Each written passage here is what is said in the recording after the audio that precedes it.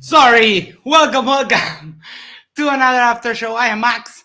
This is Kat, and today we have a debate between Mark Reid and WifiGospel. Is Christianity or atheism, which is true? So let's get you guys the link. No, crazy.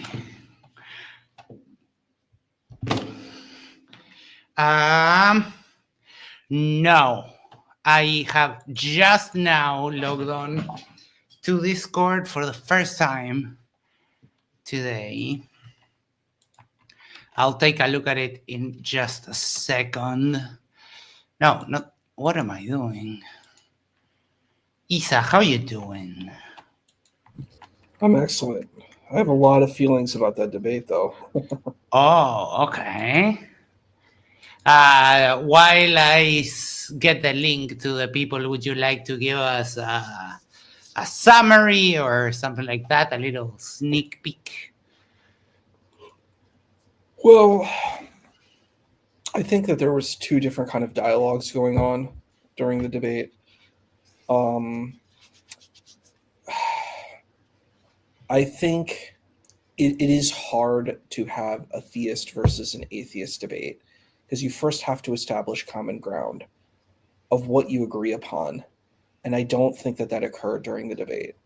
I think that that's necessary in order to really have a deeper conversation of like, how do we understand what reality is if you're a theist versus an atheist? And I had a lot of feelings about WifiGospel's approach versus Mark's.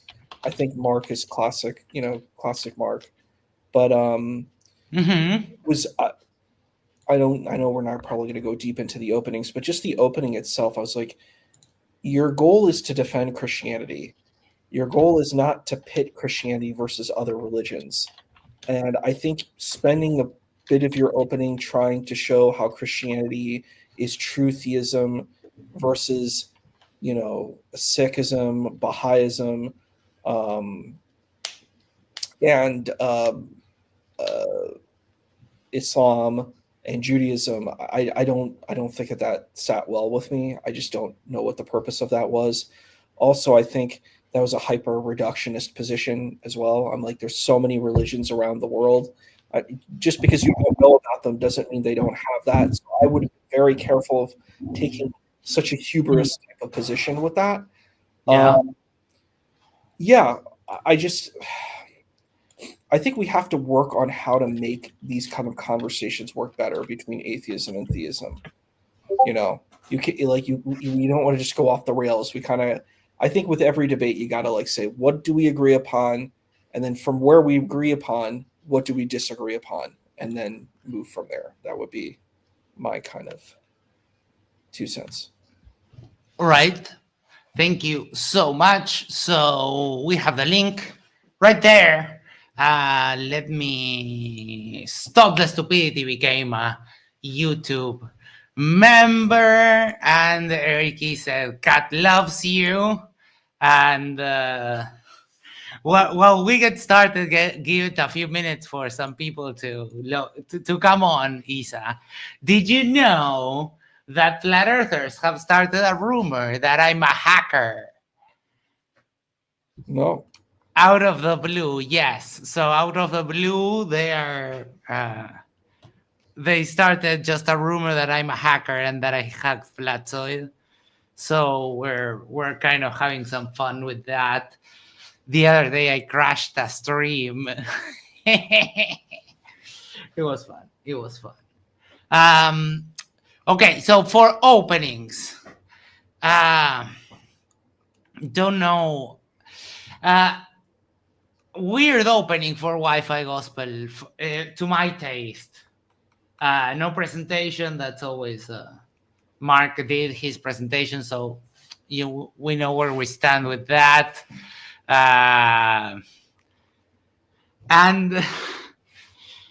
I don't know. It struck me as weird. This idea of you can't have knowledge without Christianity. When, I mean, we know that there was a long time before humans even had Christianity.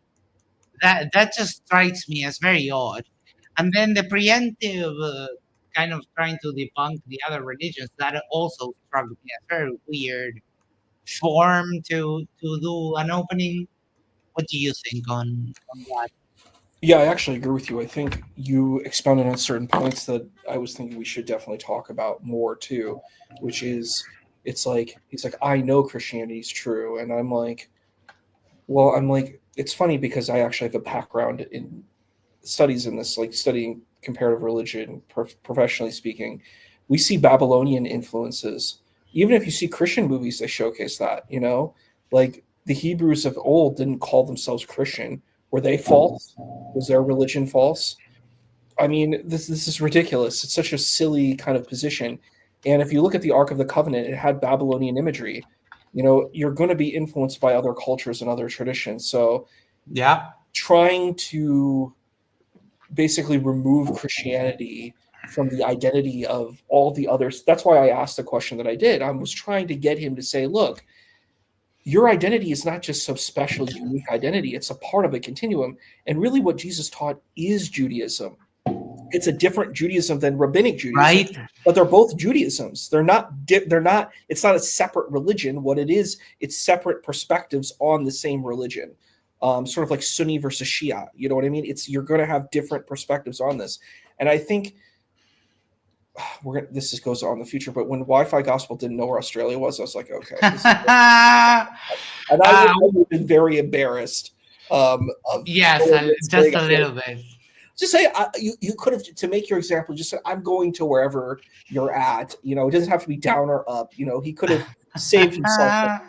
But it kind of leads to the rest of it. And I'm like, his representation of the religions was terrible. He couldn't even pronounce the words. I'm like, I wouldn't try to debunk these religions where you don't even know the linguistic terms of engaging in these traditions. So I'm like, that was embarrassing. You're shadow boxing with another opponent that's not here. And I really don't think he made a good argument against atheism at all. You know, what he did is like, you know, it's like, I believe in the prime mover, you know, the presuppositional position. I was very disappointed in that. I'm like, this is not a good opening for this position. You have to do something a little stronger than this, and you need to focus on atheism, and you've got to tell us what atheism is, and you've got to show us how your worldview debunks atheism. And I don't think he did it. I don't think he did that opening. I think Mark did a much better job in his opening. I think, like you said, we need a presentation that's needed because it allows us to guide us on the path. Like what we see, it's like when you write an essay, for example, you have your introduction, and in introduction, you write a map for the rest of your essay, right? This is just like essay 101, right? So you say, in my essay, I'm going to talk about, you know, point A, point B, point C. And then in my body paragraph, A, B, and C appear that are mentioned in the introduction. And then in the end, you do a conclusion that wraps up what you said in the introduction. So I'm like, it was kind of disastrous on that part. It was very strange. It was weird, bizarre, and it didn't land, you know, for me at all. I wonder what Leo thinks about this too. I've seen this before. The idea of taking the hard solipsism and then using the God exit strategy. It's a little bit lazy. I agree. It doesn't vibe with me too much. But Leo, welcome. How are you? We are not hearing you. Sorry. Yeah, that's because I have my mic muted. I'm an idiot and didn't set it up to unmute it before I. Happens. All right. Give us your thoughts on Alex's opening. I actually didn't see Alex's opening specifically because B Talk was doing breakfast tacos. I'm calling him B Talk now. I don't know why. He was doing a stream, so I was leaving that to come watch the debate. So I got there like right as Mark Reid's opening started. I have a lot of comments about the debate, but All right, yeah, but let's do Mark's opening. I think I'll go first. I think Mark. I love the way Mark exposes his openings. He has a very good coordination between what he says and the presentation, which is always important. And I'm sorry if you don't. It takes 10 minutes. Just do an outline, do a little presentation, and that's it. You're halfway there. I think it's lazy not to do that. So Mark has always impeccable skills on that. And I think he made his case fairly well, covered a lot of bases. Great opening. Isa. Yeah, I think, having debated Mark myself, so I know personally, I think he does a really good job in his framing. I think I'm glad that he didn't go into the temptation of trying to engage the rebuttal of trying to rebut the opening of WifiGospel. In this case, I think and a lot of times you just want to focus on your own opening because the rest of the debate is going to be predicated on what you do in your intro. And I think Mark did it successfully.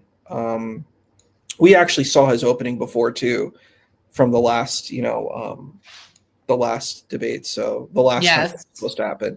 So we kind of were privy to some of it, but I think it was good. I think it was strong. I definitely think it showcased through the rest of the debate. So yeah, that's my 2 cents. All right. Any thoughts on Mark's opening, Leo, or did you come in the open discussion?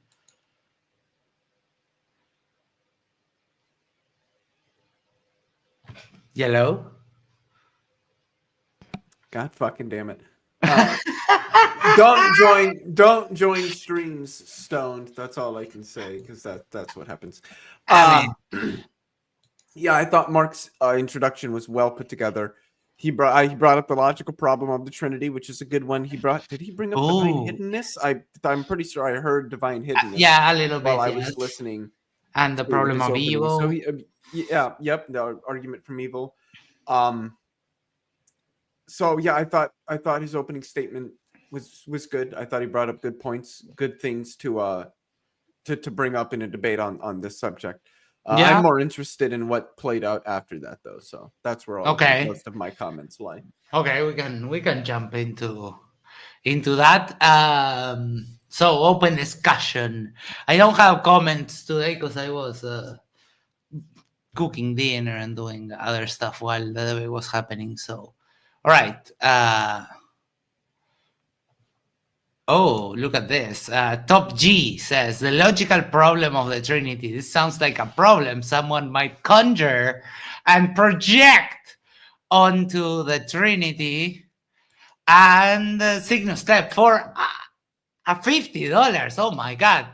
I think I have a few bucks left over from FTFE last night. Let me just say, Christianity is fun. What would we do without it? Thank you so much. And David says hello. Well, I mean, if you ask a Muslim will tell you that there is only Allah, and adding entities that are on the same level of Allah, that is shirk, and that is bad. That is really, really bad. So there you go. It's haram. It's haram as fuck. So that's I mean, that's a valid argument against the Trinity, and I don't even have to come up with anything myself. I can just ask the Muslim. The logical problem of the Trinity. I right or am I wrong, Isa? No, that's a valid argument. That's a valid argument. Like it's something that actual people actually say. I actually want to make one quick comment too.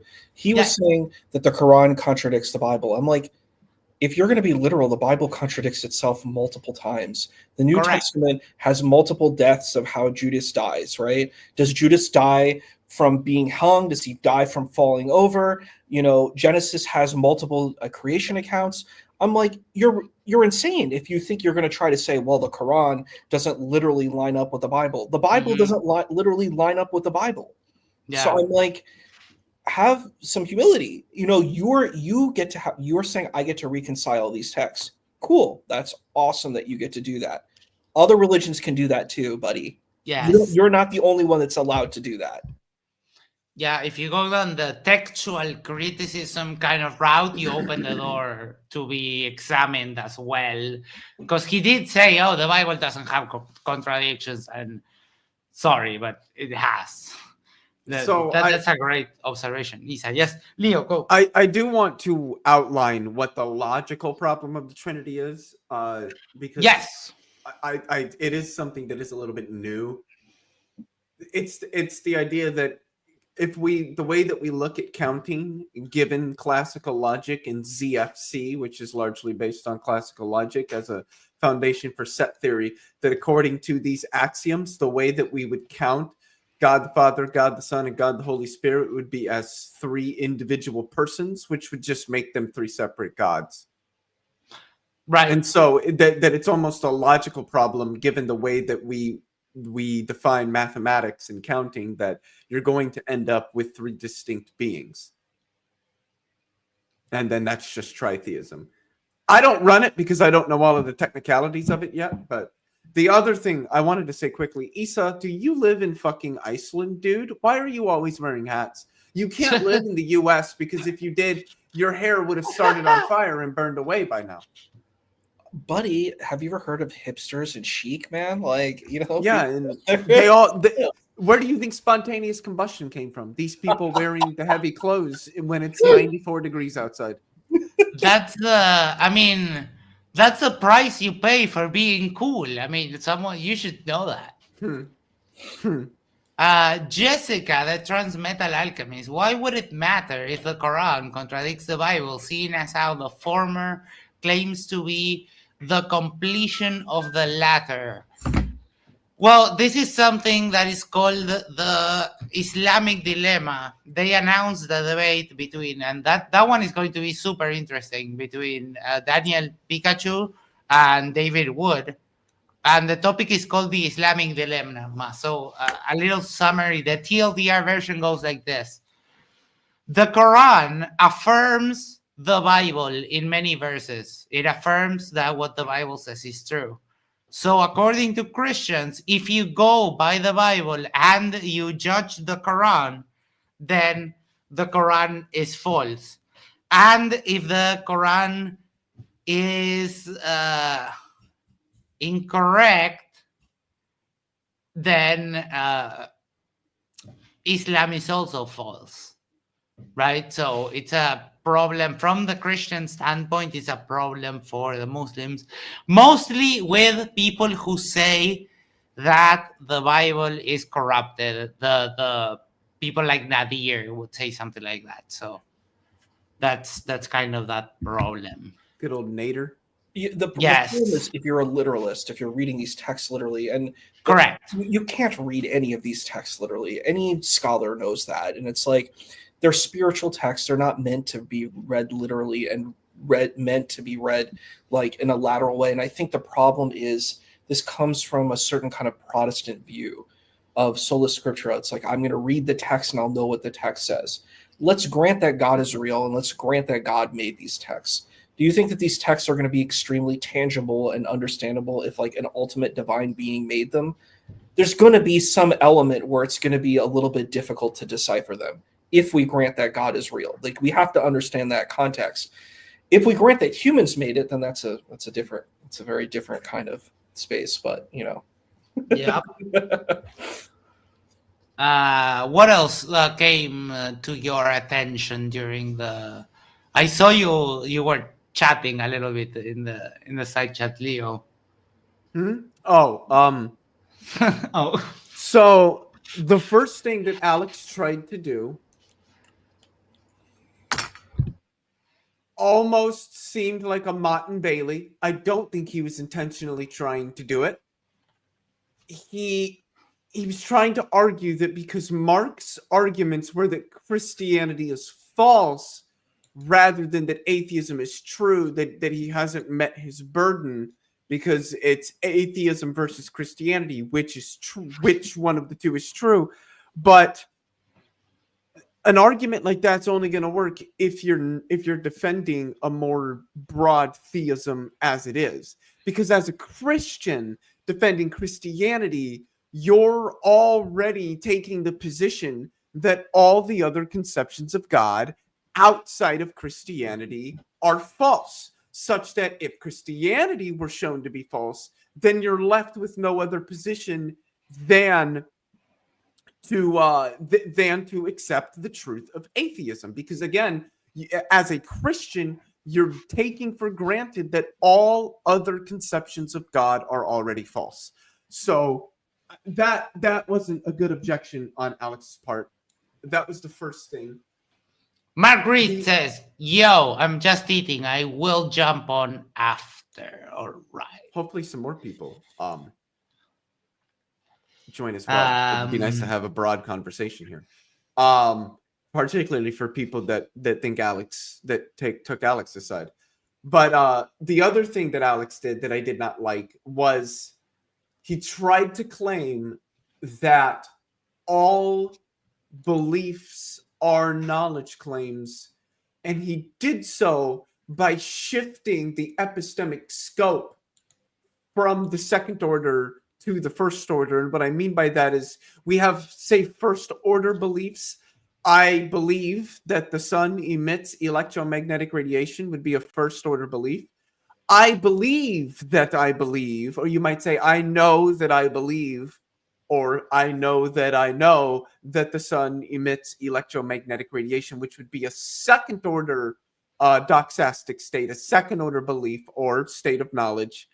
And right.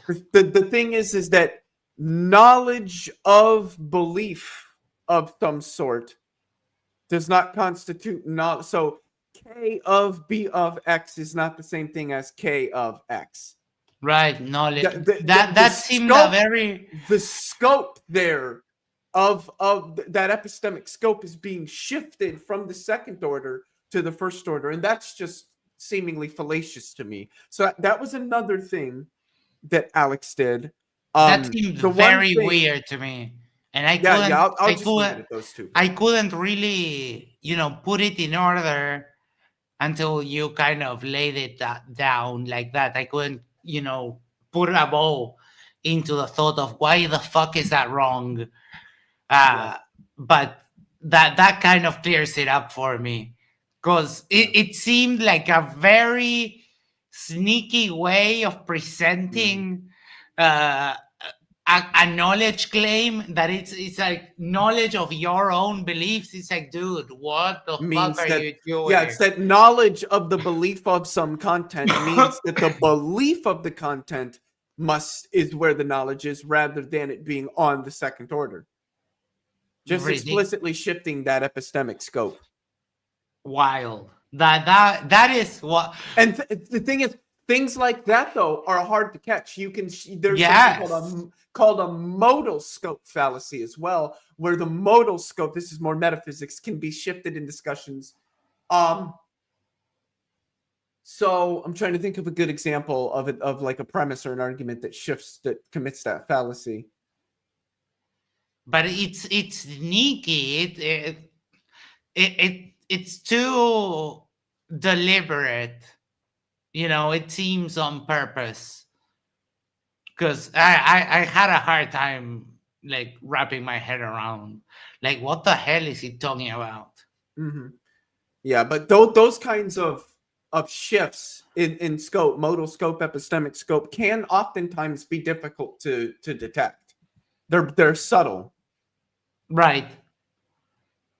Yeah, interesting. There was another thing that I want to point out that that to be fair here, both Alex and Mark got wrong, and that was what Gettier cases are. Alex made the claim that Gettier cases they attacked the justification of the JTB, the justified true belief, or the standard tripartite analysis of knowledge, which is not true. And what did Mark say? Mark said something. I can't remember exactly what the claim was, but I know that it was technically not correct. So what Gettier cases do is they try to show that despite having justified true belief, there are instances where it makes sense to say that somebody didn't know something. So a really good example is, suppose Jeff is walking in the desert and he hallucinates and he sees a mirage of water. But let's also suppose that where he saw the mirage, there was in fact a small puddle of water. Yep. Now, let's also suppose that both Jeff did not know that there was actually a puddle of water there, and also that Jeff did not know that he was hallucinating. So that would technically be justified true belief. He believes there's water there. He's justified to believe there's water there, even though it's a hallucination. And it is true that there is actually water there. But it doesn't make sense to say that before he gets there and actually sees the real water, that Jeff knew that there was water there. So that's an example of a Gettier case. And there's really two ways that epistemologists, well, I mean, there's more, but generally speaking, there's two prominent ways that this is addressed. The first one is no false lemmas. This idea that if the inference on which that knowledge is based is false, then you can't claim that it's knowledge. And then the other one is truth, this notion of truth tracking, that this JTB plus, this justified true belief, where that belief was formed by reliable belief forming processes that are truth tracking. And those are two ways that Gettier cases are generally overcome, though they're not like a huge problem. They don't somehow refute the standard tripartite analysis in epistemology. So just a clarification as to what it is that a Gettier case, Edmund Gettier, I think, was the one that initially. Well, I was trying to come up with something on the spot, and so sort of accidental accuracy based upon flawed knowledge is sort of how I just tried to describe it, kind of thing. Like if you think that someone committed the crime because they were wearing a red jumper and you point them out and they weren't wearing a red jumper, but they did in fact commit the crime, that's an example of a Gettier case, right? Yeah, I think that is one. I think I used a murder as the example. I was trying to come up with something on the spot, and it may not have been. Sometimes that can be hard. Yeah, sometimes that can be hard. Yeah. Welcome, Mark. And before we continue, let me stop the stupidity. Gifted 5 Yerba Mate Talks memberships, and they went to Shifty, I Shady, Jessica, the Transmetal Alchemist, Idiot 666134, Trevor, and Sir Farts Moore. And Lord of the Luminous Pooh for $5 said, I'm an agnostic, apathetic atheist. I really don't know and I really don't care, but I really don't believe there's a God. Yeah, that's fair. That's fair. I mean, some people just don't care, and I respect it. You know, like your day-to-day living, there's no I think an atheist is somebody that has no idea and doesn't really give a crap, basically. Like, fair enough. I get you. It's not going to affect your life in that much, you know. I respect it. How are you? Did you have fun? Yeah, I got a bit heated. You know what? I'm mostly frustrated myself, so I didn't bring it back to like the problem evil or the Trinity or all of these stupid things that I like, because we didn't go into any of what I brought up in my presentation. I've got no one to blame for that but myself. But you know, I think that, you know, I mean, most of the stuff that he was talking about was absolute baloney, like just absolute nonsense of you know, well, God gets me out of hard solipsism. Sir, it does not. That was weird. You can't have knowledge because you rely on your senses. Excuse me, I have knowledge that thoughts happen because I experience them directly. That is a knowledge. It's justified, and it also happens to be true. So he got kind of muddled up in a lot of different things. He kept forgetting with knowledge the true part on the end. Right. He would sort of go to, so if you're just justified, then you've got knowledge. What happened to the true part on the end? And I think he was muddled between knowledge claims, where we claim there is knowledge, and sort of the ontological state that you did have that knowledge, right? Because you can make knowledge claims all day long, but unless that is actually in reality true, you didn't have the knowledge. You had no knowledge of it. Quick question, Mark. Yeah. Did you hear what I said just before you joined about shifting the epistemic scope? Yes. Yeah. So Okay. I haven't really gotten into first and second level, like second order knowledge claims. It's very weird though, because when I went into it and said, well, if you've got knowledge about beliefs, and he said, well, you've got knowledge about a belief, so knowledge is possible. And it's like, wait, but you don't need your senses for that, so your argument completely fails. Then it was back to, well, you can't have that knowledge. It's like the amount of times he flip-flopped was actually incredible. Incredible. You know, does God have knowledge? Well, no, but yes, but no. It's that's one thing I wish you would have pressed him on, is when he said, well, it's knowledge in a different sense. When you hear particularly the presuppers do stuff like that, like if somebody says God is an agent, you know, he's a mind, but he's a different kind of mind. All you have to do is, well, in what sense? Okay, so tell me, what sense does he have knowledge, and how is it different from how we have knowledge? And just watch them squirm, because they will not be able to answer that. Well, God's a mind, but he's not a mind like we are. Okay, so then in what sense is he a mind? Yeah, and how is that different than us? Yeah, good point, Leo. Give me 1 second. Let me welcome Spilka and Pable73 for 750 Uruguayan pesos said we're all born atheists. Hard disagree. We're all born innocent to the proposition. And depends on your definition of atheism. We've had this discussion multiple times. Right. Yeah, that is true. Signal Step for $20. Thank you so much. This one is for Top G, super chatting about God not existing is exactly what God would want to happen. Paradoxes are what Jesus is all about. I'm kind of hoping Top G joins. They said that they think Alex won the debate. I think they could provide a good balance to our panel. I mean, I don't know what Spiel called. I am probably not pronouncing that correctly, what their position is, but Spielcup is correct. Okay. Awesome. Welcome. Give us a summary of we will cover the openings, and we were talking about the open discussion. So give us your summary of the debate.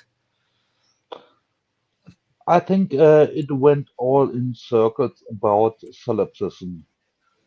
That's quite my area of expertise, if I can say so, because I've studied Descartes, Hegel, and Kant. And yeah, and that's what I want to contribute to the discussion. All right, thank you so much. Mark Reid says, hi, Yerba peeps. Max earlier today said, what was it, Max? Sherbitos or sherbets? We'll get to the bottom of it. I'll take that up. All right. Yes. Something. Can I say something about solipsism? Yes.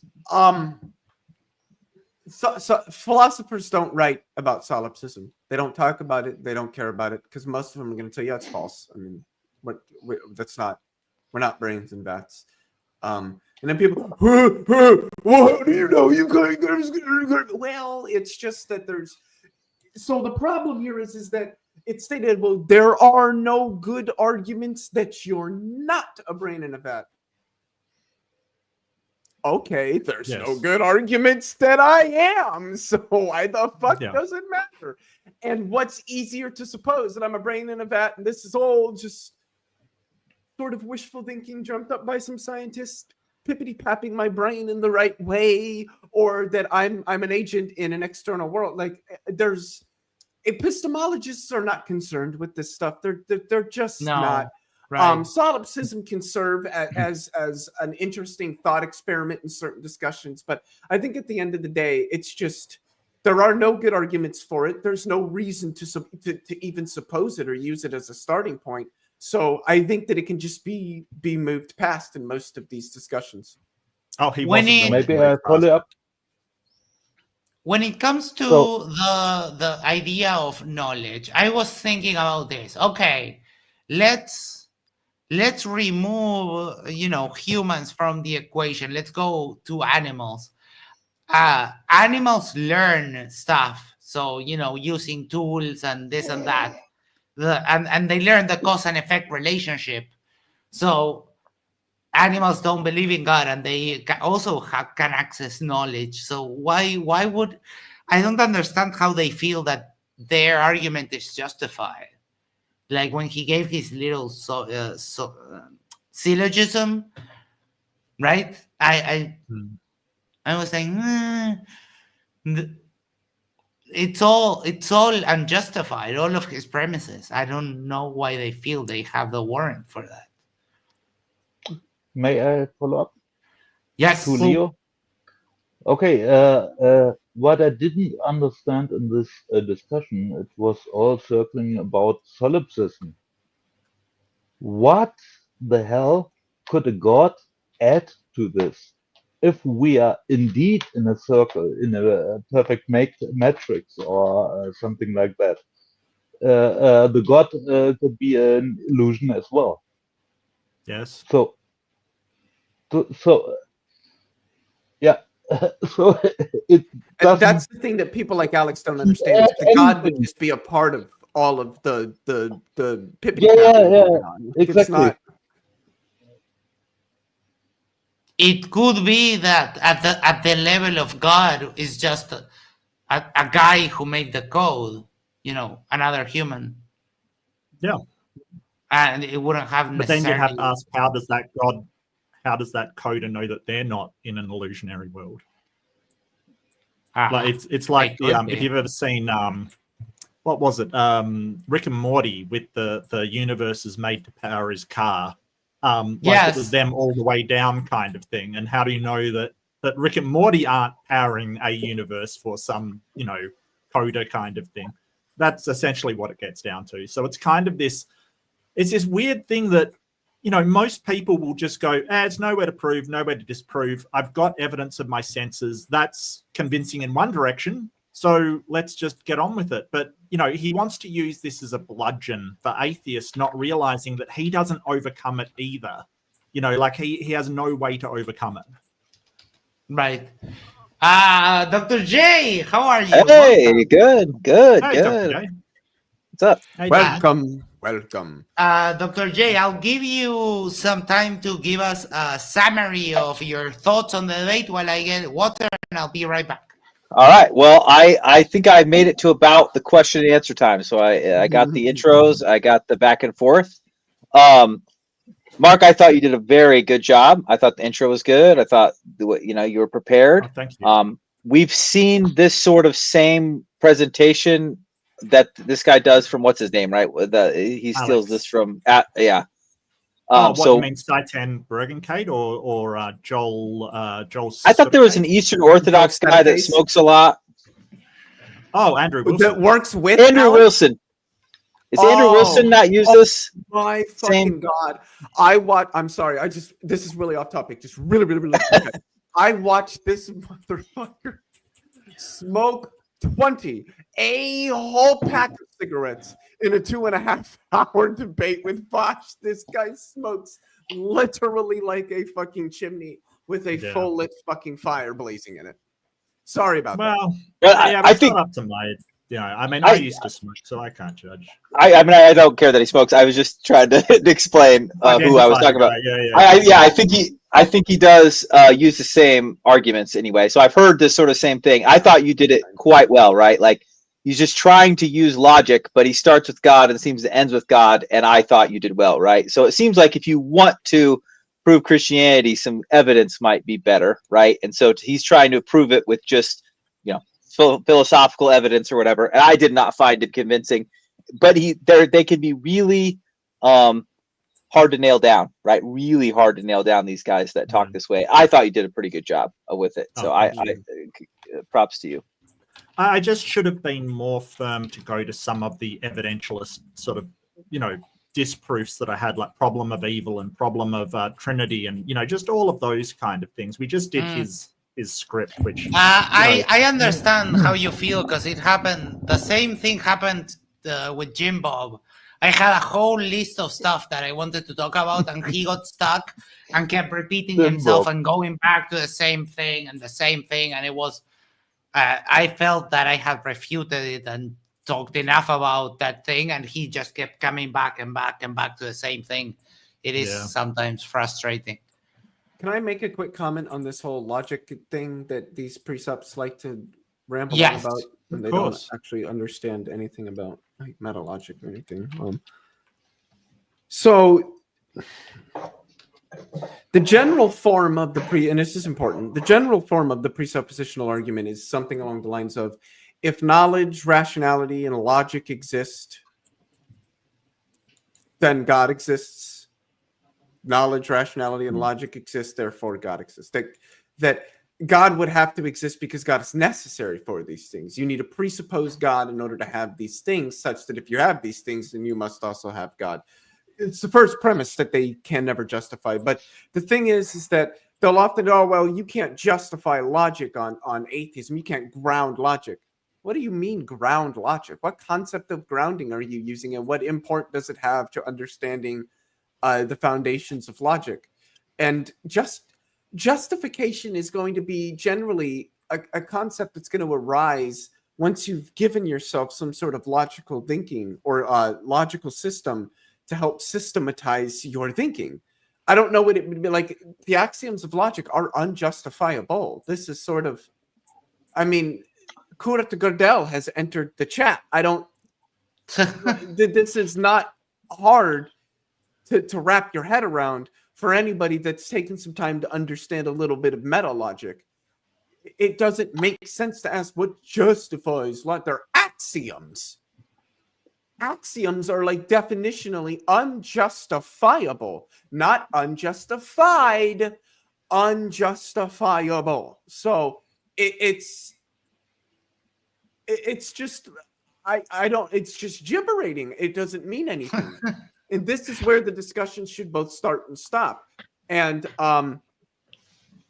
this is how I like to approach it, to start with, well, this is how and it goes into the whole, well, how is knowledge possible? Possibility is a null. You don't prove that something is possible. You presume possibility until you show otherwise by drawing a contradiction. No contradiction, then I can say it's possible. So I don't know what, and I hear atheists talk about a lot. Well, you need to even show that God is possible before you can argue that what does that mean? You don't show me that jumping to the moon is logically possible. I would say plausible rather than possible there. Show me God is plausible. Yeah, that would be better than saying possible. But I mean, knowledge is possible because I have knowledge. Like, that's one thing about this argumentation. Why do they jump exactly to the Christian God? Oh, unknown. Giving that, do you really want to know what the argument is? It's so silly. You're not going to believe that it's the argument. There's three classical laws of logic, and the Trinity: God the Father, God the Son, God the Holy Spirit. Law of identity, law of non-contradiction, law of excluded middle, 3 and 3. No, Gotta be Christianity, man. No, that is cheating. I'm not even No, with you guys. That's the fucking argument. I don't allow that. No, that's cheating. That's pretty terrible. It did seem a little bit soup odd. for you. Come back 1 year. It did seem a little bit odd to me that he would say that you don't have a justification for your senses that's not circular. It's like, dude, they're literally hardwired into your brain. Your senses work from the moment you're born. They do like some reflex tests on newborns. Like, as they leave the birth canal, those things are already working. Like they kind of let them, well, not let them go, but they test their falling reflex and some other reflexes. Like right the second they're born, those things are working. So it is like absolutely ridiculous that someone would put into question, senses. And the other day I was thinking, they form before the brain forms, and that's what I pointed out. They form before you're capable of any beliefs whatsoever. One word, What? primitive. Anytime, Primitive. well, how do you know your senses are reliable? It's a primitive feature of my experience. Like it's just there. Like that is the basis. Yeah. It's primitive. But I mean, he went so far as to go, how do you know that you're thinking? It's like, are you fucking insane? Like, seriously, I just like, do you think that you're not thinking? Like, do you think you'd be unaware of you thinking? Like, I don't know what that would even mean. Discussion with it. I was really hoping he was going to join the after show. Oh, I didn't know the after show was on while I was on there, so I didn't announce it. It's so I had so many tech issues going into this thing. That's why I was late. I was really struggling with it. So I kind of went in a bit flustered, and I forgot that if Max was doing an after show, I didn't even check because I was trying to make my OBS work, which didn't. I had to use a different program. Never mind. It's just a no worries.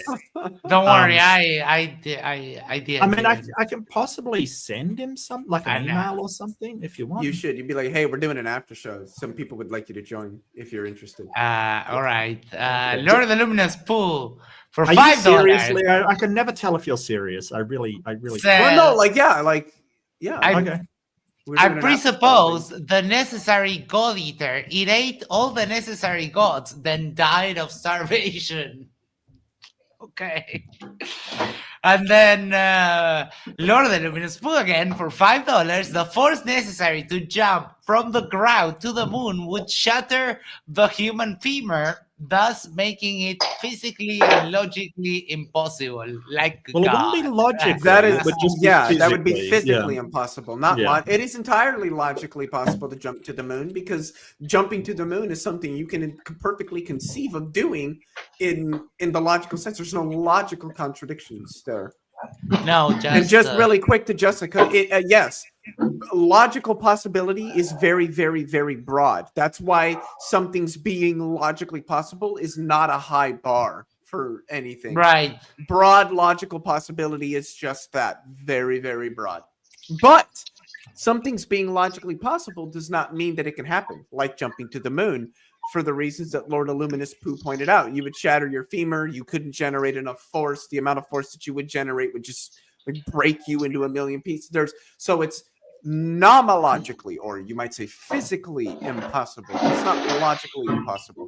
And this is where in metaphysics the subject of modality arises, the different modes through which we can talk about things, logical versus physical. There's some other ones thrown in there as well. I wanted to mention, Mark, you had talked about your frustration with not getting to your arguments, right? You presented some arguments, but you kind of lived in a syllogism the whole time. Yeah.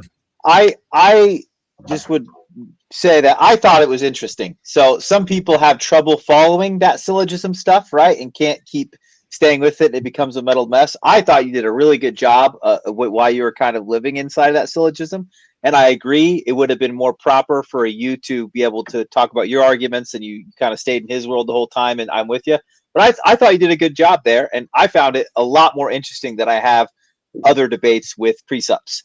Usually precept debates, I just can't even hardly, I mean, it's just like, feels like a bit of a waste of time. But I felt like you were, even though you kind of stayed in the precept world, I thought it was worth listening to, which isn't always the case. Well, I was trying to not use technical terms and sort of explain things in ways people understand, like, people that aren't eyeballs deep in philosophy like Leo, and sort of explaining it in analogies and things like that, so people know what you're talking about. Because if you're great with philosophy, fantastic. If no one in the audience can understand you, what's the fucking point? That, and it's weird because he was like, oh, you can monologue, and it's like, no, this isn't for you, sir. This is so the audience understands what I'm saying. Like, I'm not here to talk to you necessarily. I'm here to actually talk to the audience, like I don't think he kind of understood that. Alex did that a little bit when he kept saying, "Oh, well, the disjunctive." People I love that, Mark. And just for those who don't know, disjunct is just an or statement. So X or Y would be a disjunct between X and Y in that scenario, a disjunctive statement. Mark, the only thing missing from the Trinity, your Trinity argument, is to just rub salt in the wound and just tell them that they're doing shirk, and that's just funny. What is shirk? Shirk? Shirk. Mostly shirk is when Muslims say that you are putting. You're assigning a partner to Allah, and that's kind of the big no. So okay. no, shirk, like this. Yeah, I had no idea what that was. So yeah, probably why I didn't use it. It's funny, but I mean, I don't know. The Trinity baffles me. Every explanation of it baffles me. It is.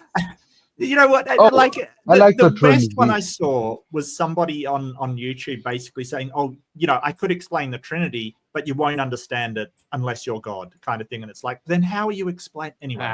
It's just so weird, It's just such a weird thing. I love it how they always talk about, well, God's got these properties and this property and that property, and then you start asking questions, and they're like, "Look, dude, God is mysterious, and we don't understand him." And it's like, okay. Well, then how do you know that God is omnipotent and omniscient and morally perfect and all this other stuff? If God is mysterious and we don't understand God, we're just mortal beings. Like, you can't have your cake and eat it too.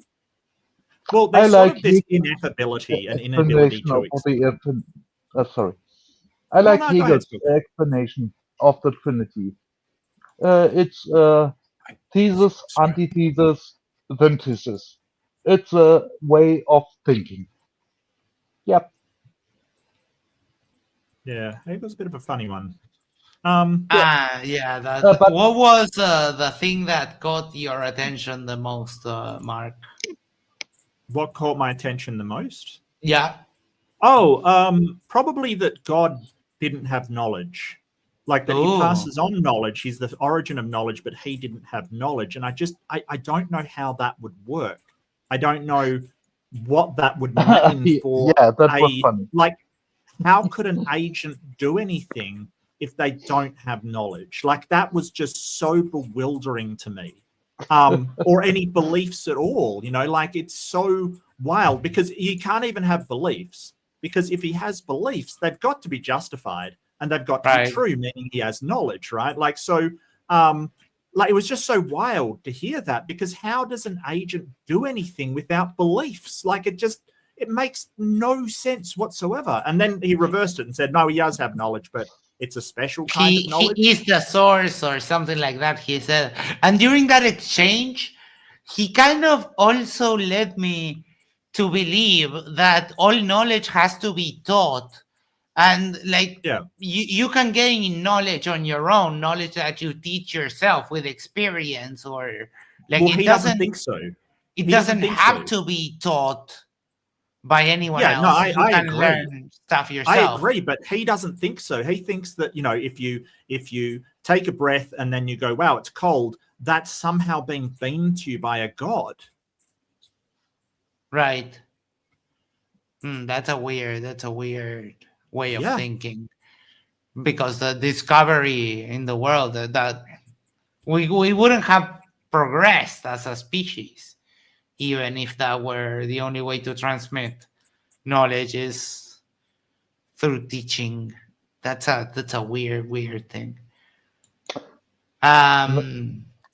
Yes. Was it you that was going to speak? I was going to ask Dr. J,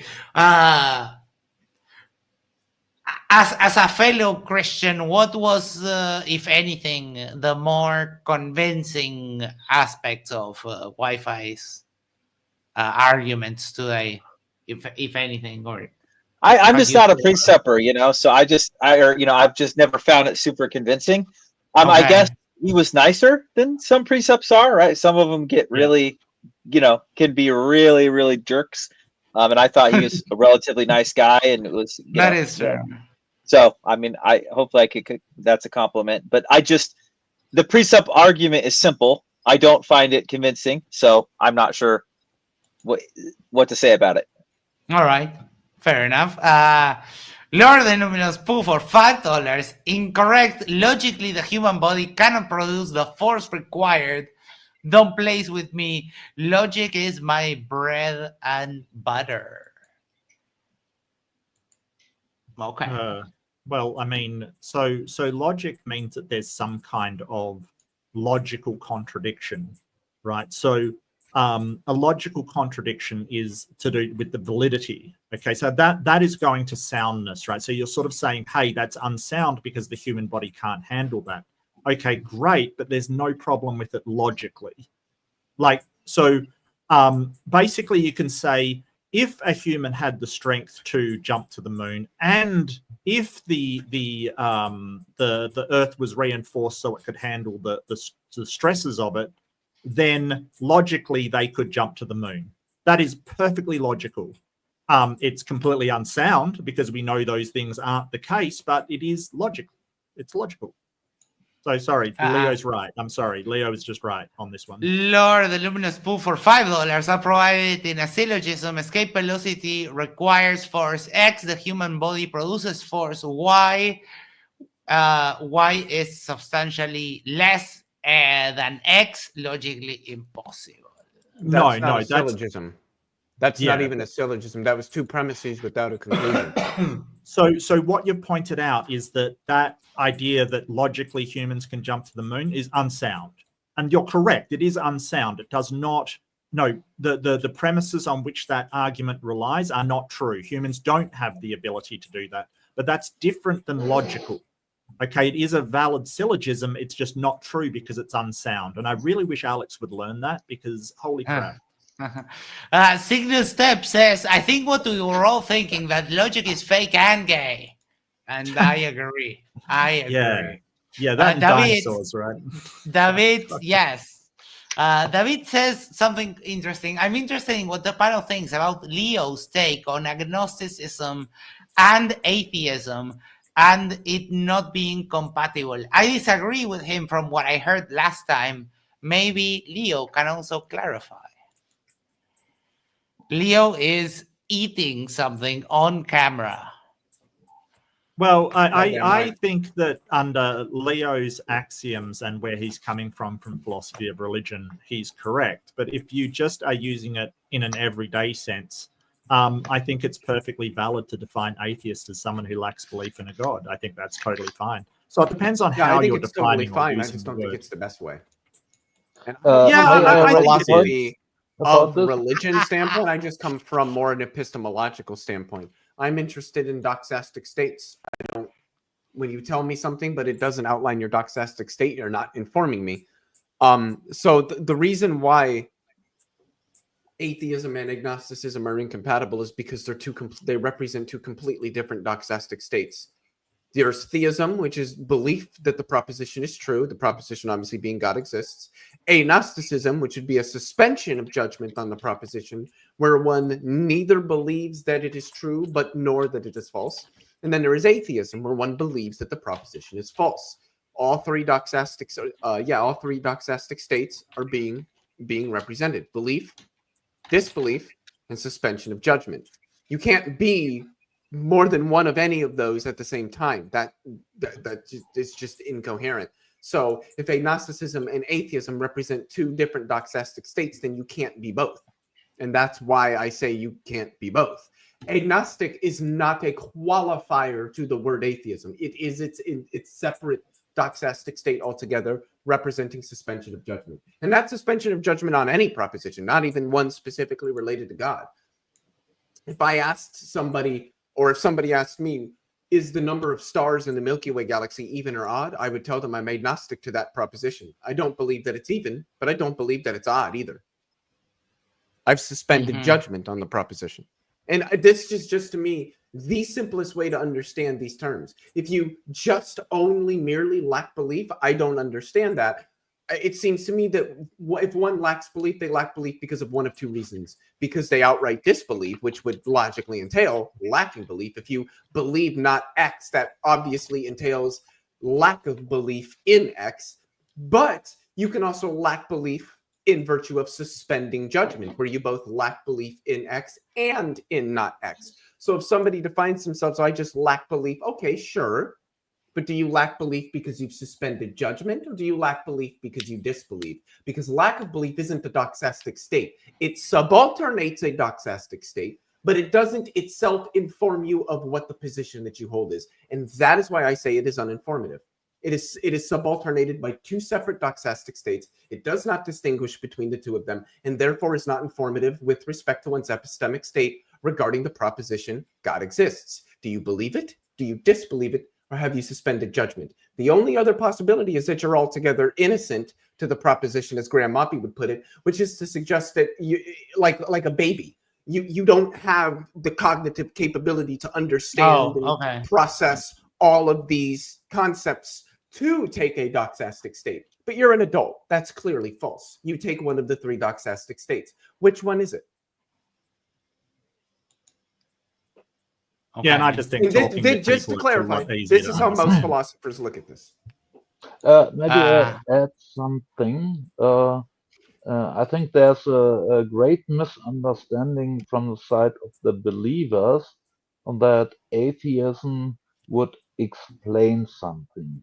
It was repeatedly in the discussions. So, no, atheism doesn't explain something. Science does. Lord Illuminous Pool, I think they try to fix the super chat. If the escape velocity is X, if the human body cannot produce escape velocity, then it ain't happening. Yeah, but those are physical restrictions. Force is a physical thing. That's not a logical concept. I don't know what logical force draws me to the earth. I know what physical, pseudo force does. So yeah, those are just physical restraints, physical restrictions, not logical ones. Okay. Let me ask you one more thing and we'll go right back to the debate. Leo, what do you think of this idea, for example, that John has, that we can't know if God exists or not? That we are kind of doesn't matter. Doxastic to doxastic state. Knowledge is a subset of belief, so it doesn't matter whether one. And this is why, like the Dawkins scale, a lot of stuff is irrelevant. It doesn't matter the degree to which you either believe or disbelieve. It doesn't matter how much confidence you have in that belief or disbelief. It doesn't matter if you claim to know the position or its negation. All that matters is that you have a belief. If you believe, even weakly, if you believe that God exists, you're a theist, even if it's a weak belief. Same thing in the other direction. Even if you only weakly believe that God doesn't exist, you're still an atheist. So strength of the belief, or whether one considers the belief to be knowledge, is irrelevant to whether or not you hold the belief. If you merely hold the belief in X, you're a theist. If you hold the belief in not X, you're an atheist. If you suspend judgment on the proposition X exists, you're an agnostic. Simple, easy to remember. I don't know why this has to be complicated. Dr. J is going away. Anything you would like to say before you go? Thank you for dropping by. Yeah, good to see you guys once again. I think one of the best precept debates I've heard. Normally, I can't even, don't even want to finish. But Mark, excellent job. I think you're a big part of that. Obviously, your opponent was a little bit nicer than some, which helped too. So, good job. Enjoyed it. So anyway, I'm out of here, and we'll be seeing you guys later. All right. Take care. Have a good night. Take it easy, Dr. J. Cafe says strong agnosticism is a claim. If you don't think God is ever knowable, then you'd have to evidence such a claim. How could you? If God is not even knowable, then what would that evidence even look like? Well, I don't think that's agnosticism. Yeah, that's atheism. You can't know anything about God. It's not a knowable concept. But I did see one from David's. I still don't see a contradiction, but I'll listen back to it. Thanks. So the contradiction is that if agnosticism is suspension of judgment on the proposition God exists, but atheism is the disbelief in the proposition where one believes the proposition is false. That is a judgment on the proposition. You couldn't simultaneously make a judgment on a proposition and suspend judgment on that same proposition in the same sense at the same time. Obviously, that's a contradiction. So that's where the contradiction is. Agnosticism and atheism represent two separate doxastic states that cannot be realized at the same time. Look at Isa. Look how dapper. Are you applying for the Men in Black? It's my job uniform, but yeah, thanks. Sam, you left when we started talking about the open discussion. Give us some thoughts on the open discussion, Isa. Jay's funny. Let's see.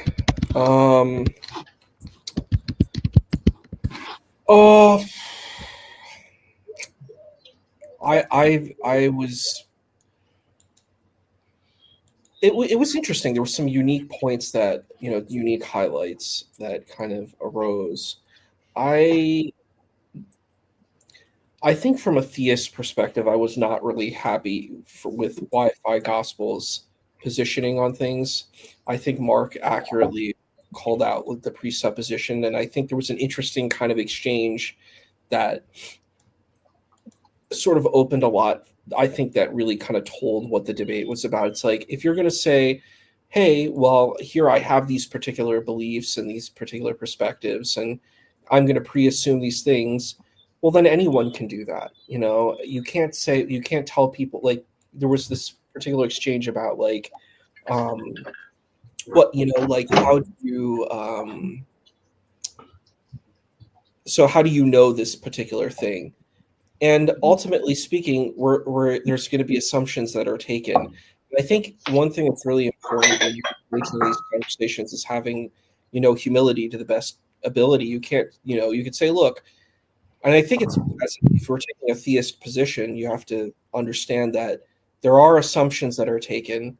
There are leaps of logic. There is faith that's included in this. And then when you're trying to subject faith and religion to logic, it doesn't work very well, I don't think. I don't think that can work well. And it's weird when I hear people try to argue faith through a logical reasoning.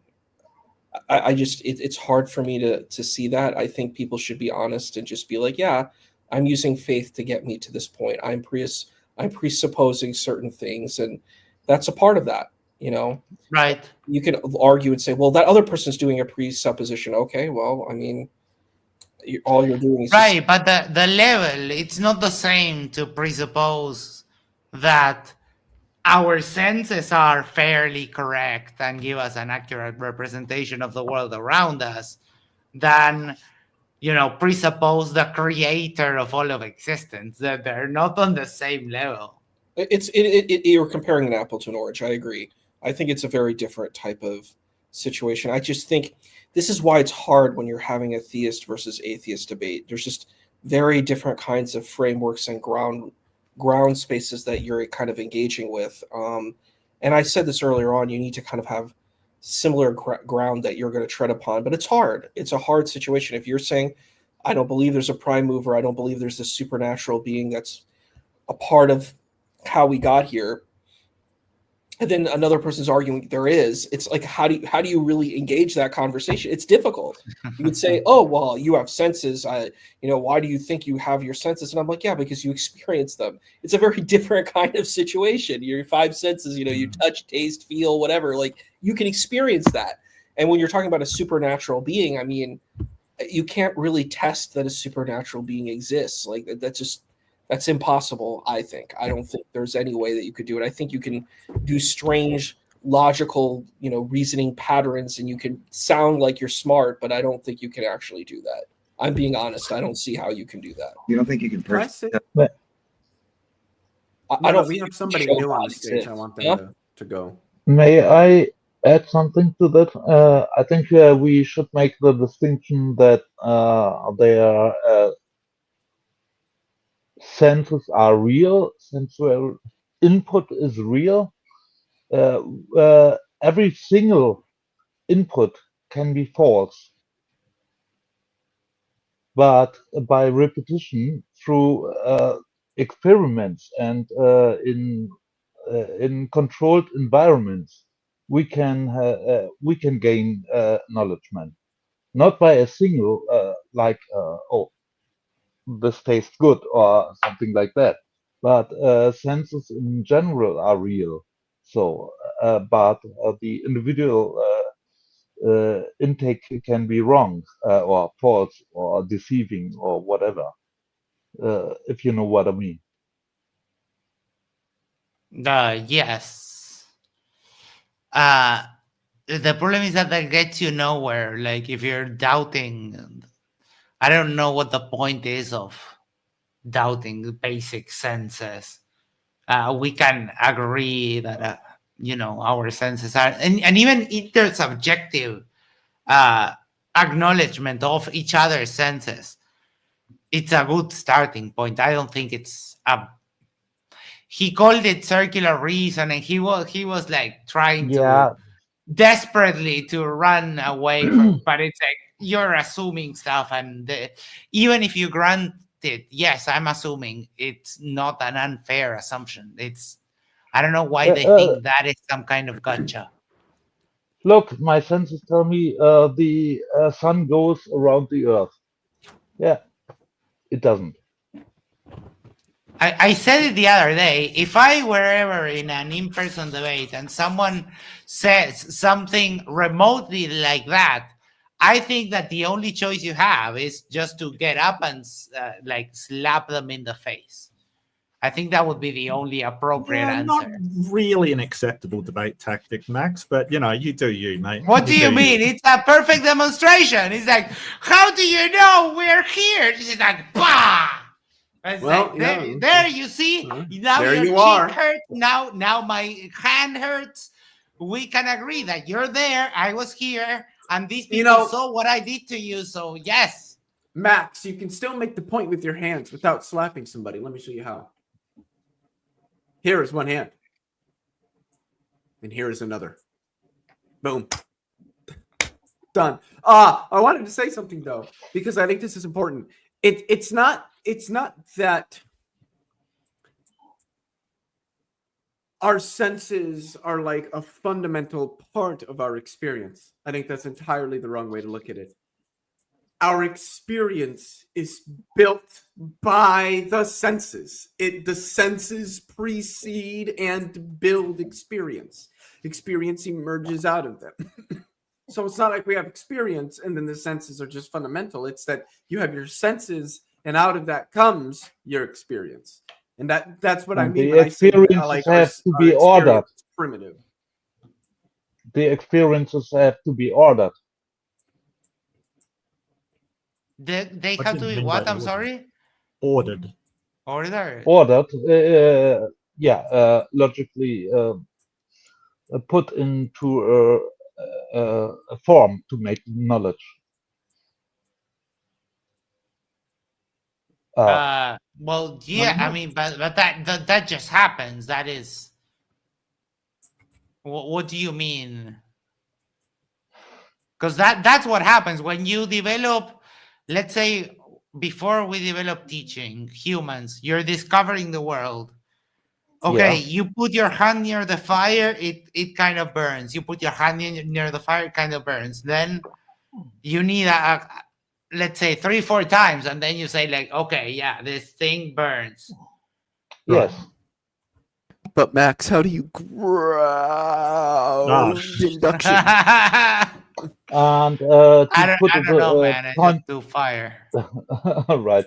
To put it on the next level, scientific experience is under controlled environment. So it's not just a random sensual experience, but under controlled circumstance. That's so that I wanted to make the point that we have to. I think we have to be careful what we mean by input from the senses only, just like immediate input, like the taste of something or the taste of whatever, or the ordered or controlled way of dealing with the input or to or yeah with the experience. Okay, English is not my first language. Sorry. I'm not getting the point of the question. I'm sorry. Well, I think that Spillcap's trying to say that it's the most reliable to control all of the inputs so that we get the most accurate, because other things can provide noise that interrupts what is true and what is not. And I agree with him that the scientific method is the most accurate, but I don't think that's the only way to come to knowledge. Right. No, there is a... Sorry, Okay. yeah, go ahead.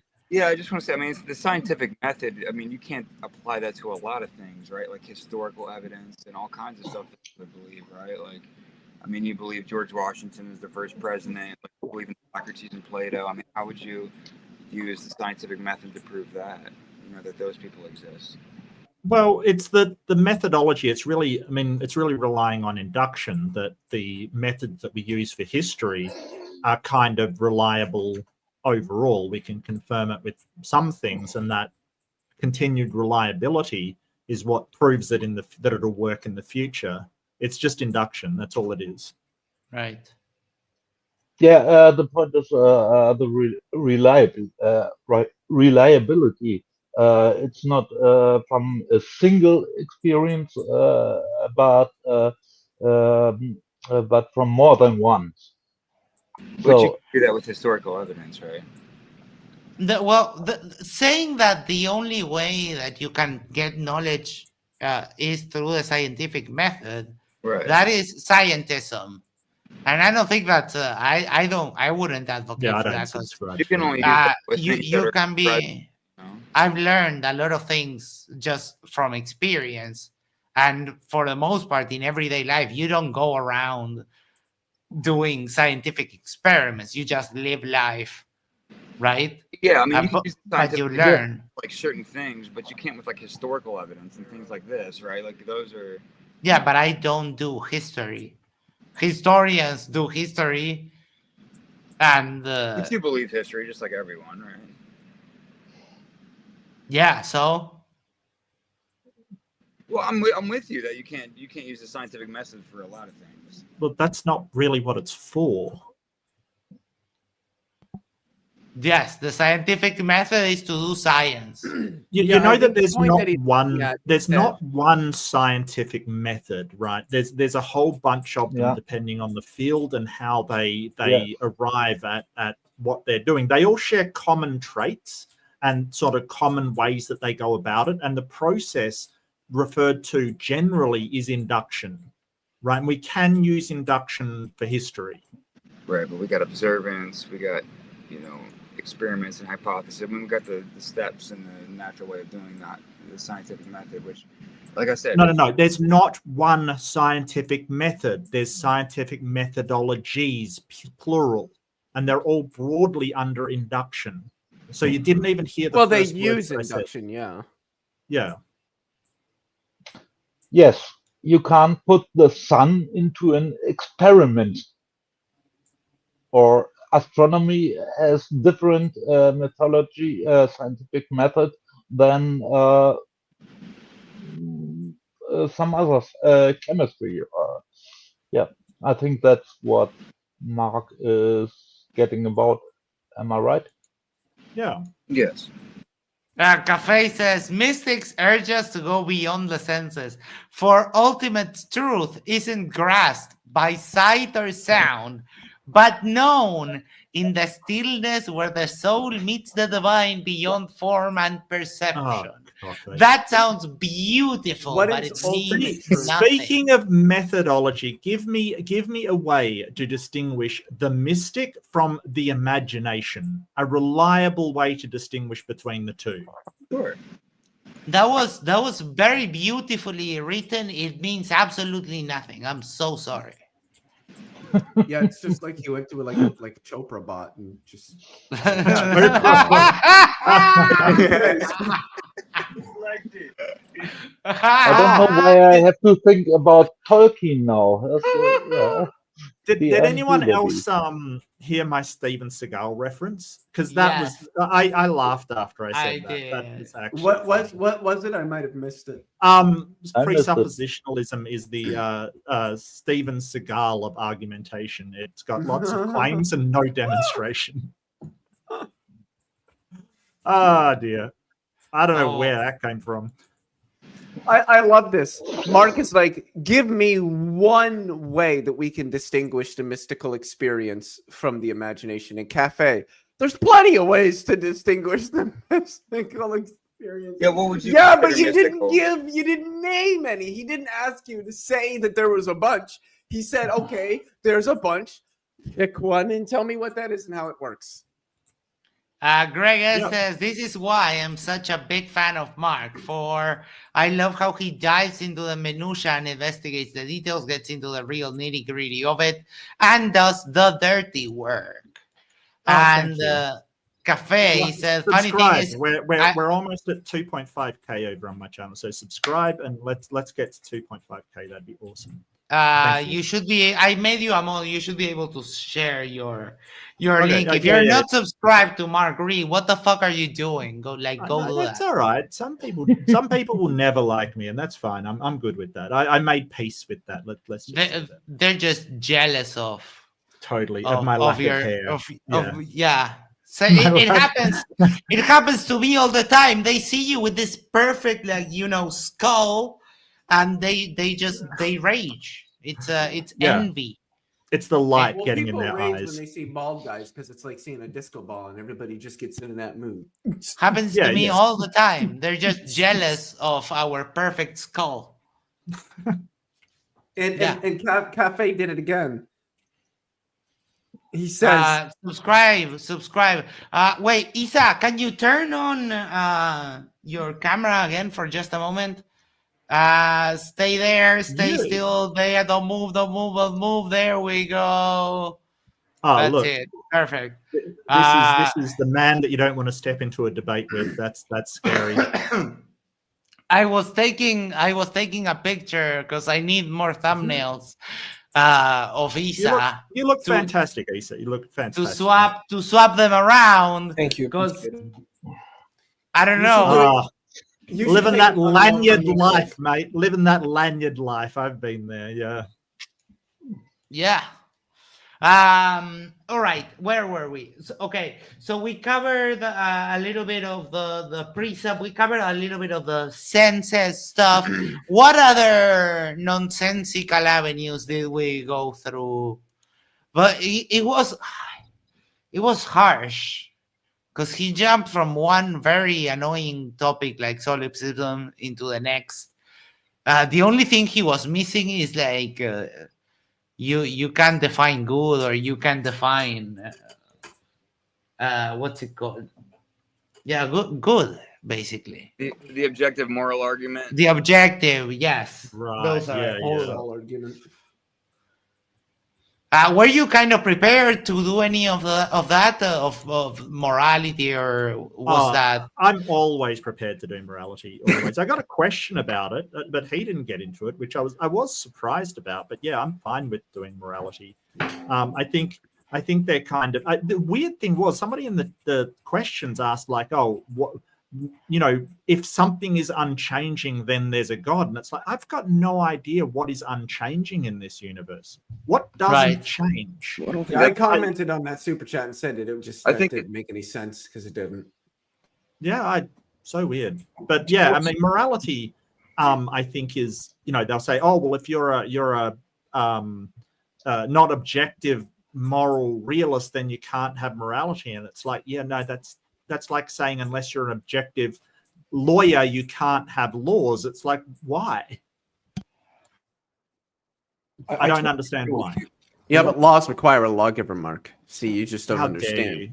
Yeah, I think there's a standard, like an objective moral, that's like, you know, we would all agree on like certain things that are like wrong, whether society agrees with or not. And well, it doesn't matter how many people agree on it. We could all agree that ice cream is delicious. It doesn't mean that it's an objective fact. About, like, the question is, you have to show that it's an objective fact, not just that people agree on it.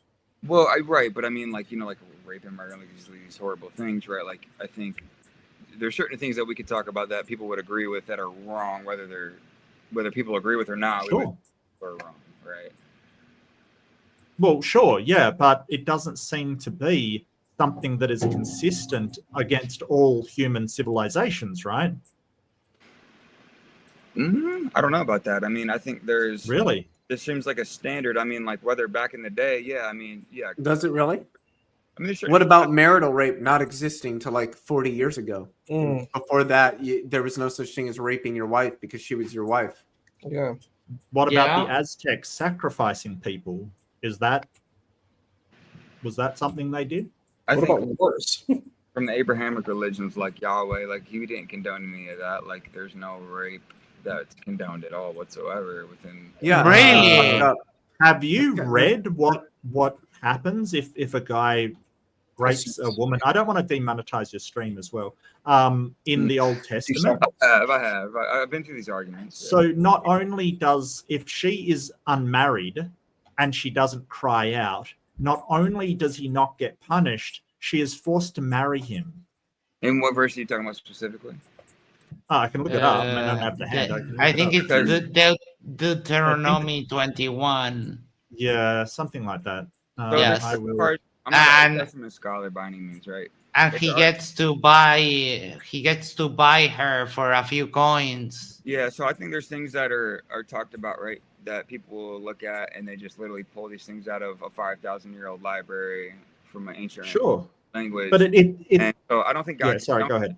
These things are already prevalent in society, and I think that God gives a standard for certain things. And I think, you know, a lot of the like civilizations, for example, right, they were one for like 400 years before anything happened to them, which people don't even read into those parts. They just look at, oh look, they came in, and, you know, killed everyone. But your claim was that like this is always wrong, you know, through all civilizations, and I'm telling you that's not necessarily the case. Right. But give me an example of rape is okay in any case. Covering up the Epstein files and then claiming, oh, we've got them on our desk, and then, oh, they don't exist. Like, this is not just rape, but raping, you know, little humans. That's wrong. So you would agree, right? So if it's wrong, why are people covering it up? They obviously don't think it's wrong. In the Book of Kings, there's a story about King David. King David does something, angers God, and God, instead of punishing King David, has his concubines be raped during the day out in the open for everyone to see. So the book that says that raping is wrong, God himself punishes King David. Well, punishes David by punishing someone else, which is a very interesting moral stance to take, and also in the way that he punishes them. So you can never invoke objective morality. It doesn't exist. Okay, well, so it's Deuteronomy subjective, right? What? Well, Deuteronomy 21, it basically says 10 to 14. Marrying a captive woman. When you go to war against your enemies, the Lord your God delivers them into your hands and you take captives. If you notice among the captives a beautiful woman and are attracted to her, you may take her as your wife. Bring her into your home and have her shave her head, trim her nails, and put aside clothes she was wearing when captured. After she has lived in your house and mourned her father and mother for a full month, you may then go to her and be her husband, and she shall be your wife. If you are not pleased with her, let her go wherever she wishes. You must not sell her or treat her as a slave, since you have dishonored her. Why would he say that? Why would he say don't do that? If he's that wicked and moral, you know? Don't do what? Sell her and treat her as a slave. Well, we're talking whether forcefully taking a woman is wrong in all cultures. But he's telling And we you, can don't point do this, out don't where do it's that. not. Well, we're pointing out So where I'm it's trying to not tell you wrong that in if the you're- culture around where the Bible is written, much Right. less other cultures that we're not talking about. What would So a how normal do you? civilization do it to the woman at that point if they took? I'm sorry. What would another civilization do to a woman if they took her captive during that time period? Well, it What depends on the aboutism, civilization. really? You know what's interesting? I went to a Jewish Bible study. It's very different than a Christian Bible because, like, you're dealing with people where it's like this is your ancestors that you're talking about, right? So, like, you're going there, you're like, so my ancestors did these things, like the 50 shekels thing, and it's a really interesting experience. So, I went to a conservative Jewish Bible study, and we kind of talked about this, and we're just like, you know what, our ancestors messed up. That was pretty much it. That was the thing that we took. We said, you know what, this is a difficult thing. We did the best we could at that time. We didn't have the same ethics and standards that we have now, and I think that's an interesting thing. Just looking at Judaism, it's very interesting. All the changes in Judaism, like you have temple worship. That was at one point. You didn't have temple worship at another point. You know, you had just very different kinds of practice that existed. You know, and that's okay. It's a tradition that changed, and I don't really think that that's a problem. I think that's healthy. Personally, I think it's not a problem. I do want to clarify because I brought it up, and I don't think it's a problem. I just think I want to push back against the claim that no civilization would ever approve of these kind of things. We know historically a lot of civilizations have approved of all kinds of things, and it doesn't show an objective morality. To me, it shows a subjective or intersubjective. People agree on it, and then, you know, sometimes they screw up. I agree, Isa. I wouldn't judge them because they just didn't know any better. They didn't have the understanding of human psychology and physiology that we have these days. I think that 5,000 years ago, I think this is actually very conservative during the time that's prevalent compared to the other civilizations, what they would do to women and to people that they conquered. And so people typically do that in the community nowadays, you know what I mean? 5,000 years later, 2,000 years since Christ, right? Where they want to point out these, you know, tits and tats of a freaking 5,000-year-old library and try to use these as proof texts for something where I think if you read the New Testament and what Jesus preached, it's all about love. It's all about loving each other, forgiving people. Right? Forgive each other, forgive your enemies, and pray for each other, right? Pray for your enemies, right? Which is all it's a very beautiful thing. And so I think people give a lot of hate and negativity towards that because of, I don't know, all kinds of things, right? Nowadays. But okay, well, you want to know what's tangent here. Can you acknowledge that, like, your statement of all cultures thought this was wrong is an incorrect assessment of morality? You said what? All cultures thought it was wrong. I'm saying back then, 5,000 years ago, you're reading this verse and you're trying to say, hey, look, that God is evil. Where it's like, well, what is civilization? No, that's not what I'm saying. That's not what I'm saying. The question was, and I'm not sure if you remember the conversation, but I said, how do you know that morality is objective? And you said there are things that all cultures deem to be wrong, like murder and rape and things like that. Well, yeah. And I've pointed out where, you know, a certain time ago, the people that you're relying on morality sort of made big mistakes where morality is concerned, even though they had the approval of a God. And this is ostensibly the book that tells them what morals are. So, Bible, and you can look for yourself. I'm just telling you that if it's not objective, then it's subjective. And yes. Well, it's intersubjective. It's intersubjective. Yes, you and I agree, or we agree as a society. The problem is that there is no problem. Yeah, no, I'm asking Winnie. It's like, well, if it's not objective, it's subjective. Okay. Yeah. What's wrong with that? It's okay. If it's not objective, it's subjective, right? Yes. Yeah, what's wrong with that? No, there's no problem with that. Yeah, what's wrong with that? What's wrong if it's subjective? What if society's weird? You know what I mean? And they're like, okay, then that's a weird society. But does that make them right because they say it's right? Or if they think they're right, then they're right in their eyes. I might disagree, and then in my eyes, they're not right. Right, but like, you know, you know, I'm not trying to get detailed, but like, you know what I mean? Like, you can talk about some weird stuff with rape and molesting and murder and all that stuff, right? Yes. Well, if I have the means, I use those means to impose my morality on those societies to try to improve them. Well, I'm just saying, wouldn't you say that society is wrong?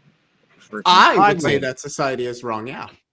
Yeah, and because I think deep down that there's and like if you can go to the opposite side as well, right? Like if deep down I don't know that they're objectively true. Well, I would take a slightly different stance than Leo. If an old man walks out of Target and falls down and hurts himself, and you help him up, and somebody goes, "That was wrong for doing that."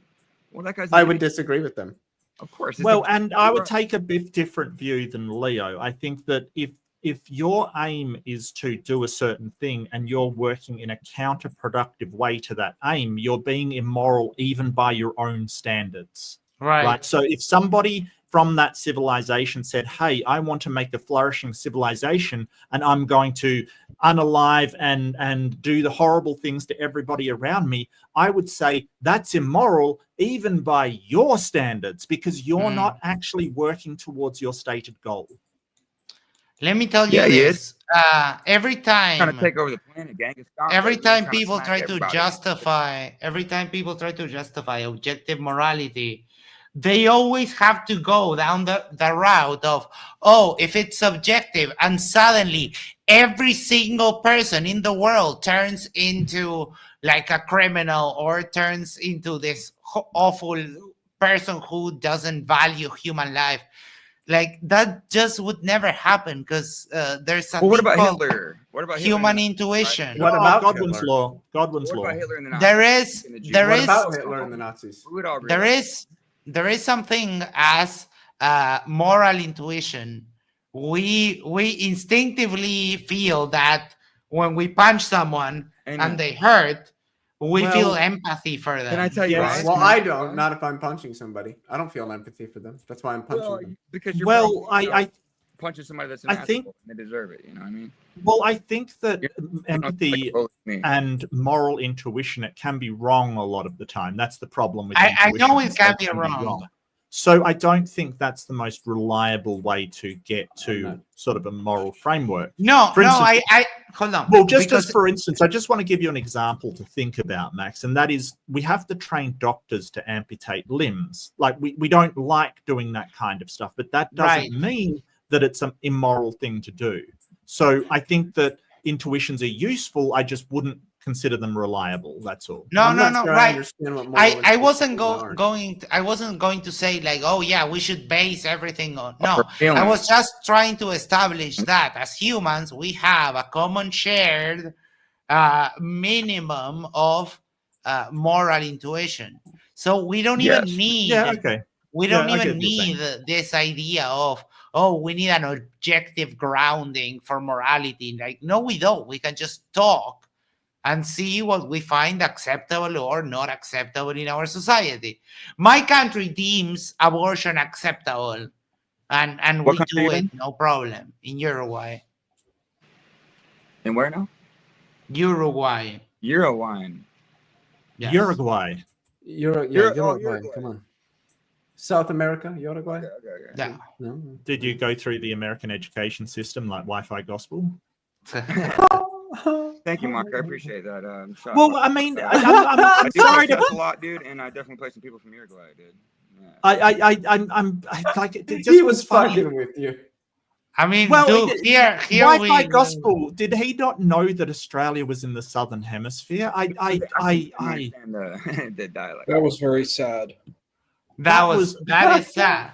I mean, it's no one's fault when the motto of the American education system is another child left behind.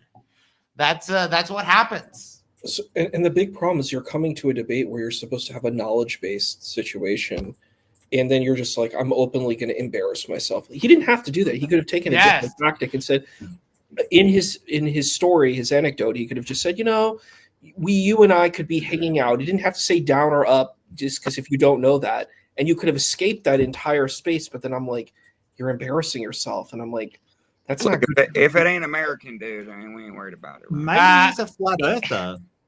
I'm just kidding. Wait, Uruguay, dude, Cygnus down Step in says, America, right, when bro. I retire, I might move to Uruguay. Yes. Learn Spanish before you come here, because people do not speak English.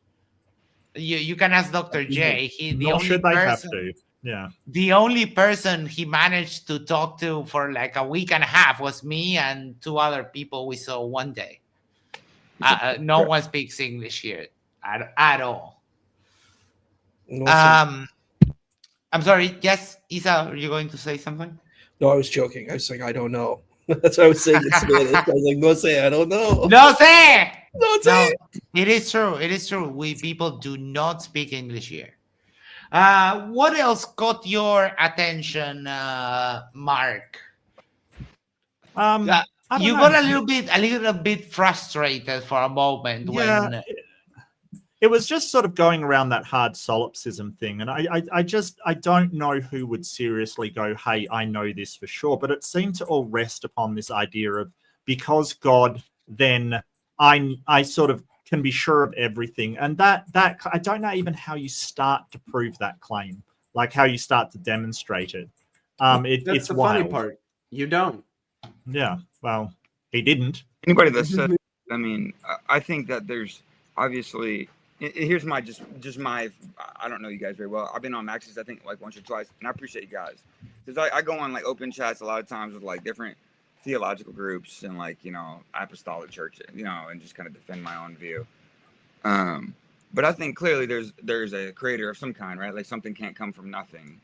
The universe is. Oh boy. Okay, so stop. That's a straw man. Okay, so that's basically not what any atheist really believes. Maybe there's a couple out there believe that. Most don't. Okay, well, most don't. Not, just be aware of that. It's ridiculous, right? Then why are you saying it? Then why do you believe that? That would be my question.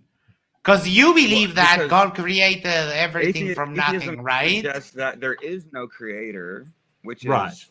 But it doesn't mean that something came from nothing. Like, what is nothing? Well, that's what I'm saying. Is that what is something? I mean, something that's out. Well, what's nothing? You're the one that brought it up. You said that something can't come from nothing, suggesting that's what atheists think. So what is nothing? Because I don't know what you're talking about when you say nothing. That's what I'm saying. It's like clearly the only explanation is something created everything. Okay. Well, now, I don't think everything was created at all. So I don't. Right. Yeah, created is a bit of a weird word to use. What's that? What do you guys think?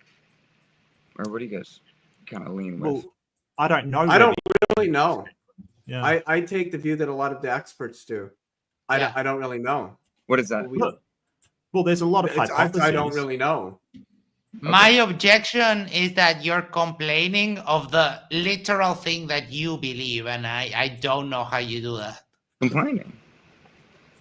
No, right, but you say, I don't know how atheists think that something came from nothing, when that is the literal thing that you believe, that God created everything. Creation ex nihilo. Out of nothing. Yeah, it literally means creation from nothing.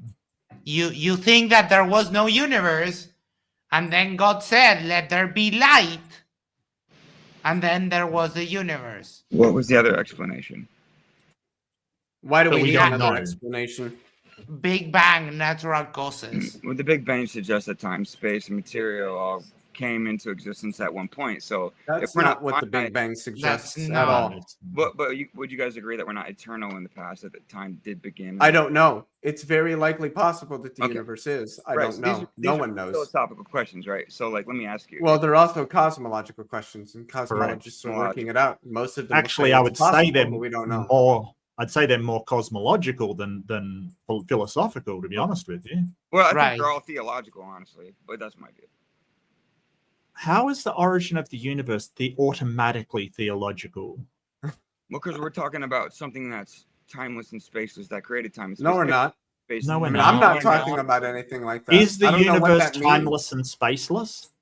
Yes, because if it was infinite in the past, then how many years would it take to get to the present? Okay. So stop for a second. Instead of infinite, what if it's atemporal, right? So no time at all. Right. So if there was nothing at all, are you talking about another universe? I didn't say no thing. I said no time. So time doesn't exist right now. Well, no. Like at the beginning of the universe, what if before? I think like the word you're looking for is tenseless. Tenseless. Okay. Well, so the idea what was before time is a do you understand that's a nonsensical statement? It makes no sense at all. It's like asking what's north of the North Pole. Right. Well, no, it's not, because Yeah, it is. if time began at a certain point, Which it didn't. which it didn't, so it's eternal in the past. Maybe, probably not, but maybe. I don't think it probably is, but I could very well be the wrong. Big Bang Theory, which you guys mentioned, it is finite in the past. So these. Well, no, the Big Bang Theory doesn't say anything about the origin of time. So we have a beginning in a beginning of time, or we have. Well, we've got an earliest moment we understand. Whether or not that's the beginning remains to be seen. In the observable universe, we know that we're finite, but in the unobservable universe, there's still a question mark. I don't know. The unobservable universe is the universe. But the whole idea that we think that something came from nothing and that time must have stretched back infinitely, both of those are things theists keep saying that we don't believe. Atheism doesn't claim to provide answers for the universe or why it exists or anything like that. It's just all an atheist is going to say is, I don't know, but it probably wasn't God. Right. And where's the evidence for that? The evidence that it wasn't God? Oh, yeah. Well, I would argue the universe is causally closed, and that if there is some sort of like absolute beginning, that's more just a frontal boundary to the space-time block. The whole space-time block just exists. It's there. I don't know what it would mean to say that like something causation is a feature of the universe. It's a relation between events and space-time. Everything begins has a cause, right? Depends on what you mean by begins. I mean, begins. Like begins in what sense? There's at least two senses of begins I can understand. Both of them. Well, and one of them I would argue is incoherent, so I'm not gonna understand it. The other one, yeah, some things that have beginnings are caused. Some things that start or have beginnings aren't caused. I have kind of that same objection, Leo. I don't know how someone could think that something outside of the universe could take any kind of action, because if they're outside of space and time, they don't. I don't even know what that means. Yeah, so they outside of space. It's the same way like a painter paints a painting, or like, yeah, but a painter is physical, the paint is physical, and the canvas that the painter is painting on is physical. Right. So, like there's coherence. Laws in physics might be different in this scenario, but nonetheless, I mean, if something created time, if time had a beginning, then something would have to be in like which it didn't, probably. State. And so either it was God or it was like some kind of the universe is eternal in the past, or natural processes. Or natural processes. But where did that? Where's the beginning? I mean, something can't. Where's the beginning of God? We all agree something can't come from nothing. So what is that something? Okay, yeah, so if something can't come from nothing, then it can't be created. Then something can't be created from nothing either. Correct. Right. Yeah. So God could not have created the universe from nothing. So what did he create the universe from? Correct. From what did he act on causally to produce the universe? Right, from himself. Right. So if there is a God, so the universe is made of God stuff. Well, he acted on himself to produce the universe. The universe is made of God stuff, whatever that is. What is that? Well, I'm saying that if time began at a certain point, time, space, material, then something outside of time, space, and material had to create it. I mean, that's. See, I think when you say began, what you're imagining is that like space-time and all of its contents literally just kind of, it was like it wasn't there, it didn't exist, and then pop. There it was, and you're trying to say, well, what popped it and made it? That's not the right way to look at it. Things don't pop into existence. That's not. So give me the beginning point of how they come into reality. They don't come into reality. We are in reality. I don't already. Things don't enter into reality. If something doesn't exist, then it doesn't exist to be pulled into existence. I don't even know what that would mean. Well, that's what I'm getting at. Is that something? Obviously, if it exists, it had to have some kind of beginning. Otherwise, it's eternal. Not right? necessarily. I mean, these are two options. You're either eternal or you had a beginning. Would you agree with that? Or it has No, a front engine. It's tenseless. or it just changes state. It was one thing, natural process happened, and it Okay, changed whether it was whatever state. state it was in, did that have a beginning or was that eternal? Could have been eternal. Who knows? Yeah, apparently matter and energy cannot be created or destroyed. So one of those has to be eternal. It's either matter and most likely energy. It's more condensable. Here, Cafe says, how do you know the space-time block isn't what God essentially? It's definitely how mystics describe it. I really think what Leo called the space-time block is what mystics recognize as God, but that would mean it's not intelligent, so no one would care. People thought the sun was God or a God. They can still think that. It's not. It's a star. That, you know how Same flat basic earthers, principle. flat earthers call normal people, they call them sun worshippers. And to me, worshipping the sun would actually make more sense than worshipping. Oh, the clouds are mad. It's thundering. Oh, we must not do this again. Like no, but I'm being serious here. That worshipping the actual sun would actually make more sense than worshipping, a god. At least you can see the sun. At least it's there. Yes. Right, but I mean, why not worship a tree? Or why not worship? Why worship a tree? Yes. Why not worship a water bottle? Why worship a water bottle? There are Why worship an ancient Canaanite god of storms? I don't. I don't. I mean, I worship an entity that I think is eternal. So, and it's the spaceless side. That's outside. I worship this God that's eternal, but it's the universe couldn't be eternal. No, that doesn't make sense. But this being is. Well, I think the universe, the way you define it, would have the same properties and characteristics of the God I'm talking about. I don't want to pile on Witty. I don't want to pile on Witty too much, but it does make sense. Like if you were going to worship anything, if you could establish that there was some kind of creator of the universe, the distinction between worshipping a tree or a water bottle or a car or something, it would make sense to worship that entity. I think over and above anything else. The problem of what you're saying, Witty, is that you're trying to establish something that it caused time outside of time, but you're viewing this from this very Aristotelian sort of notion of causation. And you said something that like we don't know that I think it was something along the lines of we don't know that something like the things that are outside of our known universe can have some kind of unknown cause on us. Is that correct? Well, the observable universe, according to I think the scientific understanding, is finite, but the outside universe or the black holes and whatever they're talking about is potentially eternal. Well, when scientists and astrologists, sorry, not astrologists, astronomers talk about whatever. Yeah, astronomers talk about the known or the visible universe. We're talking about our cosmic event horizon, where things have shifted out of our ability to see them because they're moving away from us faster than the speed of light. But what you should probably do is, rather than thinking about the speed of light as just as what we can see and what we can't see, you should probably think about the speed of light. If something's moving away from us faster than the speed of light, the speed of light isn't just the speed of light, it's the speed of causation.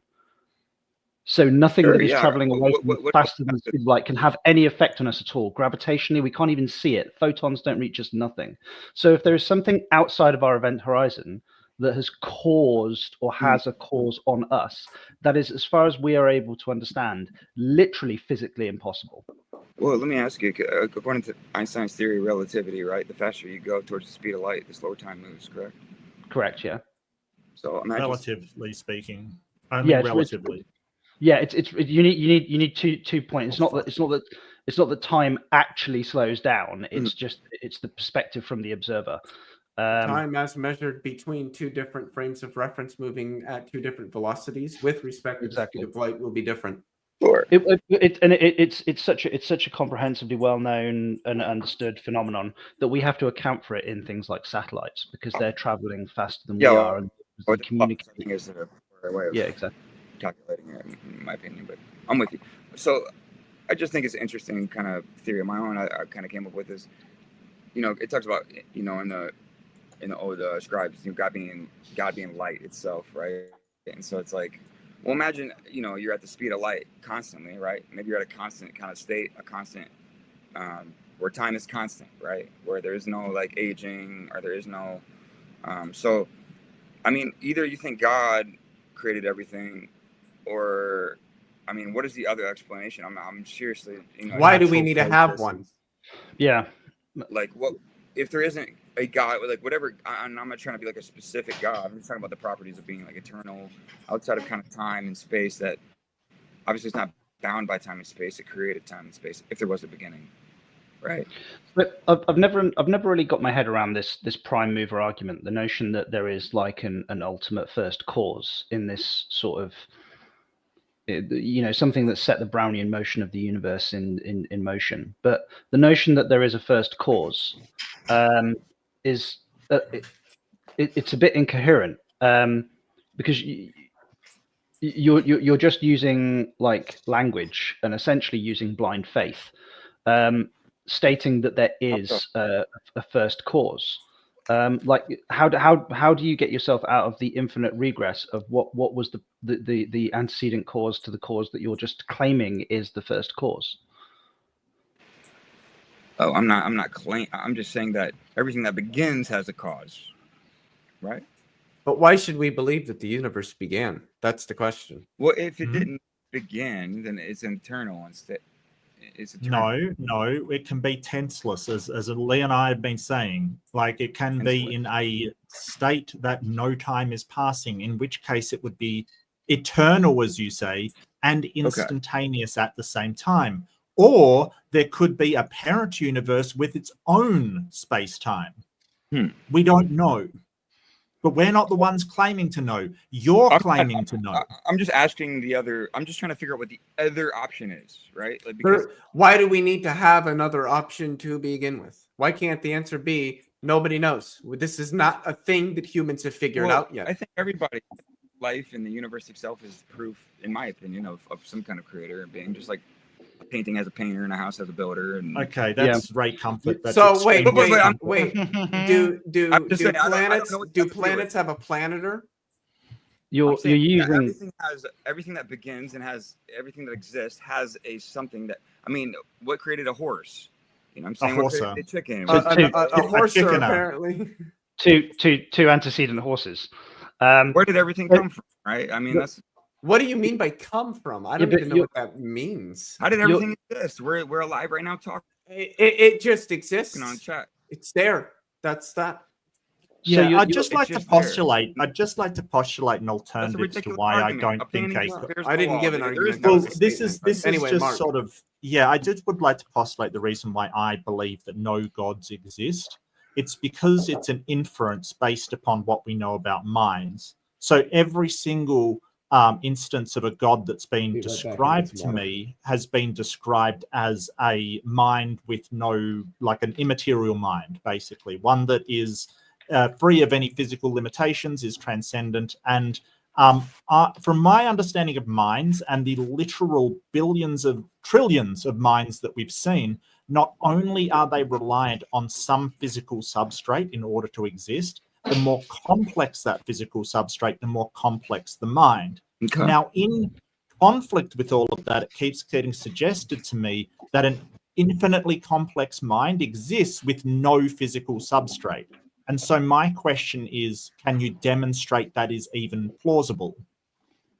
Well, can you, I mean, with no physical, I mean, what do you mean by demonstrate? Like, what would you need? What Mark's asking is that, inductively speaking, when we observe people like minds, things that have the ability to make decisions or convey opinion or whatever, there seems to be some neurological structure that essentially the hardware that the software is running on. So if you're telling us that there is something that is shapeless, formless, and timeless, but it is the most complicated mind that has ever existed, could ever exist, how can that happen when there doesn't seem to be any hardware that it's running on? It's just sort of floating around in the ether. So what do you mean by hardware? Because we were just talking before, and Max even said too, right? Like all of us deep down, we know that there's certain things that we do that are right, and there's certain things that we do that are wrong. It's just kind of within our nature as human beings, right? Yes, I don't think that's the case at all. I didn't talk about nature. I talk about intuition. Well, yes. Every minute. Like, I think that without society and sort of everything that does act within its nature has a physical structure in order to evaluate that. Okay. Well, don't get me wrong. I'm not saying that, hey, it cannot exist. It's not possible for it to exist. What I'm saying is that I'm justified in disbelieving that there is a special mind that doesn't need any physical substrate in order to do cognition until such a time. I'm sorry? What do you mean by physical substrate? So neurology has some kind of neurology, some kind of way to process thoughts. Yes, all 1, 2, 3, 4, all 5 of us here right now, 6 including Max. That wasn't a dig, Max. I'm about to say, by the way, I realised me saying that might have sounded like... If you include Max, yeah. Gotcha. But all of us right now... I appreciate you guys. But what I mean is, we in order for us to be able to communicate, in order for us to be able to think, in order for us to be able to create things, we have brains, and those brains are running on biology. They're running on... We've got little neurons that are phase locking, that are converting, short-term to long-term memory. They're controlling our breathing, heart rate, everything. It does it all. It probably one of, if not the most complicated thing in the known universe. And the point is that we inductively have never seen a mind, a brain, something that has consciousness and has the ability to make decisions and exercise free will, that doesn't have some kind of physical substrate, the biology that it's running on. And now it doesn't have to be biological in nature. We have created AI, which, it still has a substrate. The AI doesn't exist. Would you say consciousness is physical? I mean, you would say that, that you of course, consciousness is physical. What else would it be? I think the experience that we have of consciousness is an emergent property in the same way that water feels wet. So you need enough. One molecule of water doesn't feel wet. It doesn't have the property of feeling wet.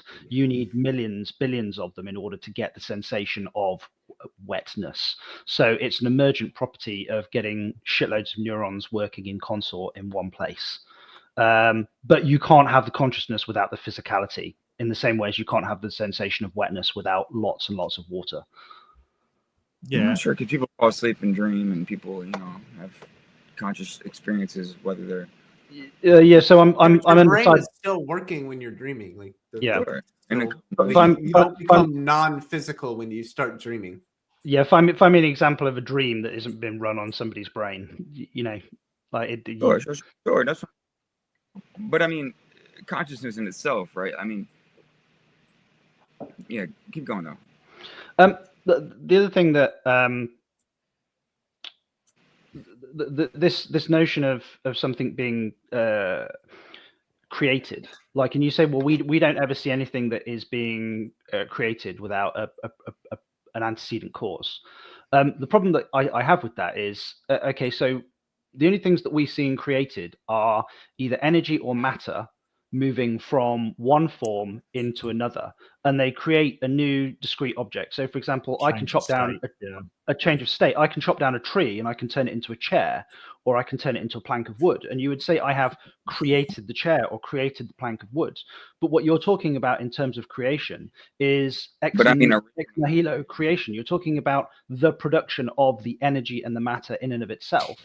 Or the material thing, whatever. The original, you don't see somebody just when you cut down a tree and make a beautiful table from it, the mass energy density of the universe remains constant. Exactly the same, yeah. Nothing has been added into reality or taken out of it. I don't know what that means. So this notion of things beginning to exist in the sense that where they're not present anywhere within physical reality, and then all of a sudden, pop, there they are. They exist for some time and then pop, they're gone. That doesn't happen. Metaphysicians refer to it as temporal becoming. And temporal becoming doesn't happen because the tenses of time are not physically real things. As far as we can tell, our universe is 100% thermodynamically stable. There's a lot of activity going on over here. Thermodynamically isolated. Yeah. Everybody talks, the universe is a closed system. No, it's an isolated system. So I guess I would suggest that you what's his name? Lawrence Krauss. Oh, please no. No, I know. Sean Carroll. Don't look up Sean Lawrence Campbell, Krauss. Look yeah, up Sean Carroll. Carroll. Way better. Way better. Look, Lawrence Krauss is the reason for all this stupid, a universe from nothing nonsense in the first place. You get a universe from nothing. Oh, you don't need God. Shut the fuck up, you stupid. Well, I understand how he was using the word, but all it did was just cause straw mans all along the way. That's all it did. I'm just curious. The reason, look, you guys are picking on me, and it's okay. I'll take it, dude. If you guys need to punch it back, I'm here for it. No, we're not.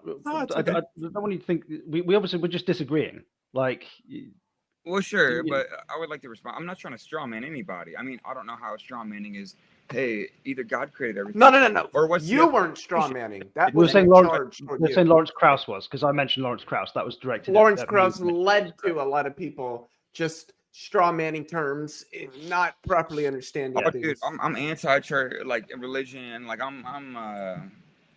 battle with the apostolic churches and the Protestant churches, bro. I'm not a regular just dumb. Would you describe yourself as a Christian? Of course, yeah, because I believe in Jesus and his teachings. But I don't think most people, when they hear Christian, they have some kind of childhood trauma or some stuff that pops up that makes them angry, and just so I did. And, would it be accurate to say that you're anti-religious institution, but you are still religious?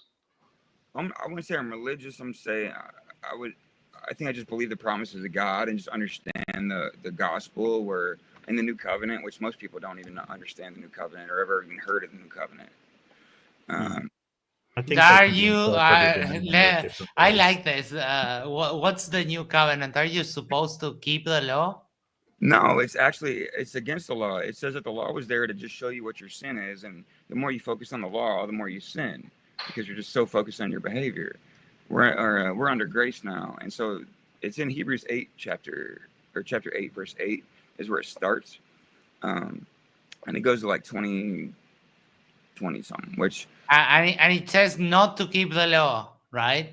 It doesn't tell you not to keep the law. It says that the law, so in Romans 13, I think verse 9, it tells you that the law is now summed up in one saying from Jesus, which is love your neighbor as yourself. So love fulfills. You can't steal from your neighbor and cheat on his wife or whatever and love him at the same time, right? We should have just kept Corinthians and left everything else on the cutting room floor, in my opinion, but that's just me. So I said we should have just kept Corinthians and left everything else on the cutting room floor, but that's just me. Which part of Corinthians? I'll tell you my favorite verse, actually. Can't wait. well, no, because it's... here we go. Where is it? Yeah. So we do not lose heart, though our outer self is wasting away, our inner self is being renewed day by day.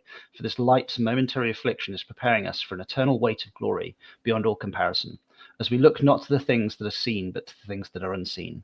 For the things that are seen are transient, but the things that are unseen are eternal. Okay, well, and on that note, I'm going to bow out. But hey, Witty, just think about that.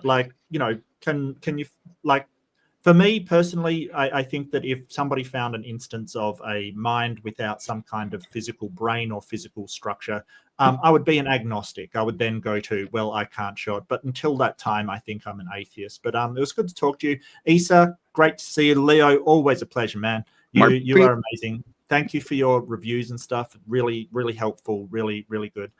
John, late in, but hey, good to see you as well, mate. Yeah, good to see you. The times are always janky for me. Nice to see you again. I screamed that and I was muted. British John. Mark, I appreciate you, bro, and I appreciate your review. And you said before you leave, I just want to know. You said you would need a mind that is bound by some kind. So, I mean, according to Christian theology, I mean, there's some kind of properties in physics that maybe not are applicable in our universe. Why would I listen to Christian theology? Well, I just mean, just you can logically induce this. I mean, it's just what? Well, because if something is outside of time and space, so if something actually created the universe. The big question there is if. Okay, so walk. The bigger question is, what does it mean to exist outside of time and space? I don't what.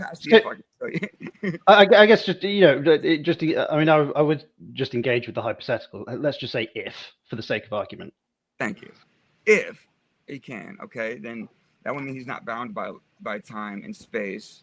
Okay, so the problem that I think you have there, if something is outside of both time and space, we can't detect it because it doesn't have causally. We don't have an ability to detect it. So if it doesn't have a causal impact on time or space, then how does it have an impact on us? If God exists and reaches into our plane of existence, his arm should be dripping with physics. We should be able to detect it in some manner. Well, I agree with John. I think that anything outside of time and space is indistinguishable from something that does not exist at all. Exactly. How so? Well, we've got no way to test it, no way to find it, no way to confirm its existence, no way to disprove its existence. It just doesn't have anything there. If I say, hey, there's a magic dragon outside time and space, it is the same level that you're saying, hey, if there is a mind outside of time and space. You can make up whatever you want to, but nonetheless, sure. You believe that we're alive right now and we exist. Therefore, I mean, that is a miracle that it defies laws in physics and mathematics. It really doesn't. It doesn't defy anything like that. Anyway, I'm out. Take care, everybody. Mark, thanks for dropping by. You did awesome. Take care. Take it easy, Mark. I'm gonna proceed to go on and defy physics, and have something to say and stuff. Okay. See you, peeps. Take care. See you, Mark. I guess, Witty, with regards to what you're talking about there, something that exists outside of time and space. I guess I would analogize this to. So we live in 4-dimensional space. We've got the 3 physical dimensions, and then we've got time. So we're 4-dimensional beings, right? So I can tell you what it would look like to have something that is 3-dimensional. I can tell you what it would look like to have something that's 2-dimensional. I can tell you what it would look like to have something that's 1-dimensional. But what does it mean? What does it mean to be 0 dimensions? Yeah, exactly. And when you say something is outside of time and space, it has no dimensions to it. There's an even easier way to put this. If something is spaceless, then it does not. It exists nowhere.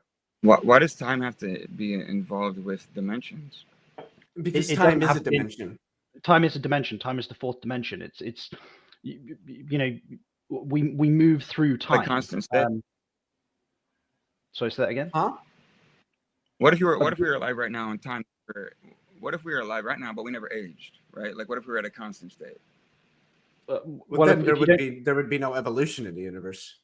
Well, but also there would be without time, we can't move through space, and our experience of and we are, as you've indicated, we are very much beings of causation. We need things to have happened previously for us to have an effect on the future. Of time. Yeah, that's our very nature. So if you stopped time, in a certain sense, we would no longer exist. We wouldn't experience anything. That literally nothing, no states would change. Or maybe stopping time. There wouldn't actually really be a distinction between stopping time and just killing everybody. The experiences that we would all have would be the same. I don't think the idea of a constant state defies dimensions. I think that there could definitely be. What do you mean by constant state? Well, if you stop time, the only option is a constant state. Right. And the problem, to me, the biggest problem is, oh shoot, I lost it. This is that for the action of creation to happen, you have to be within time, because all actions require space too. Sorry, all actions. I mean, what about all actions require time and space? Can you make actions in dreams? I'm sorry. When you have dreams, and let's say you're lucid dreaming, can you make actions? But sure.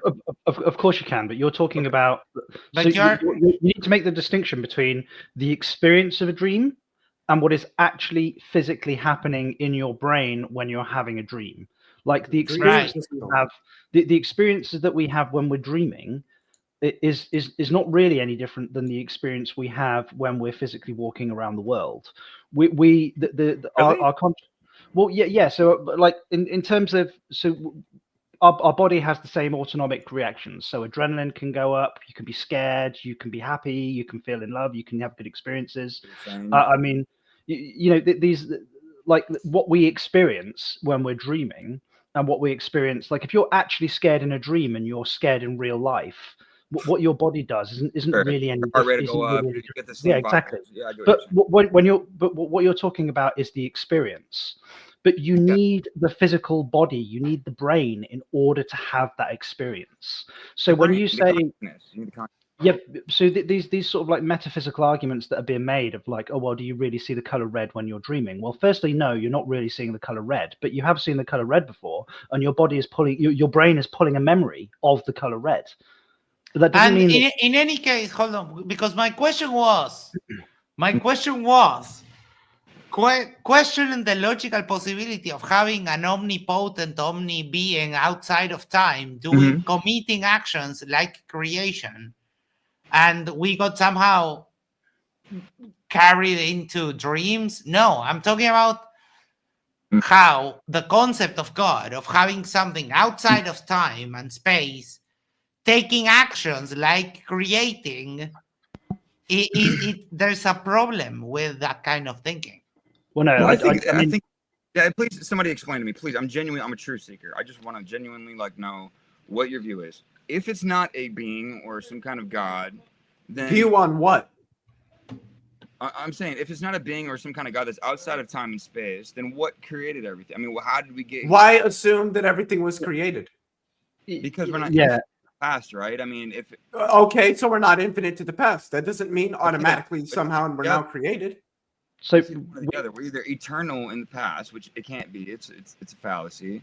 Because it's not a fallacy. No, it's not.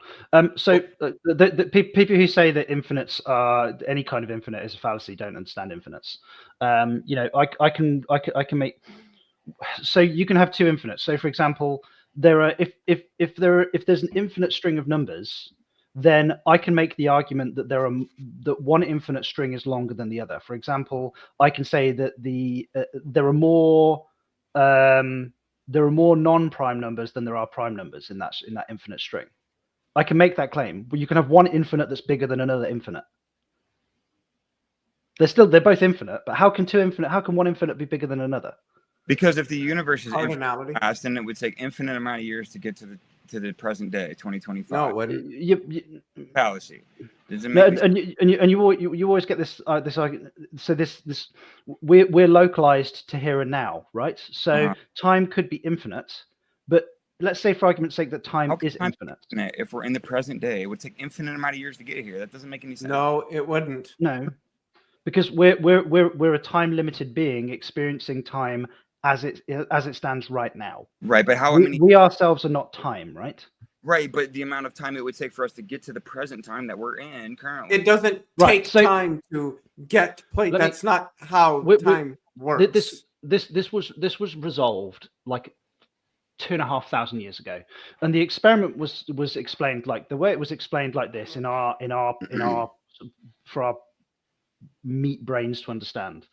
So you've got a tortoise who's moving away from you, and you fire an arrow at the tortoise. Now the tortoise is obviously moving much slower than the arrow, but the tortoise is getting slowly further away, and the arrow is getting slowly closer, and the tortoise is still. So every time the arrow moves closer, the tortoise moves a little bit further away, and every time.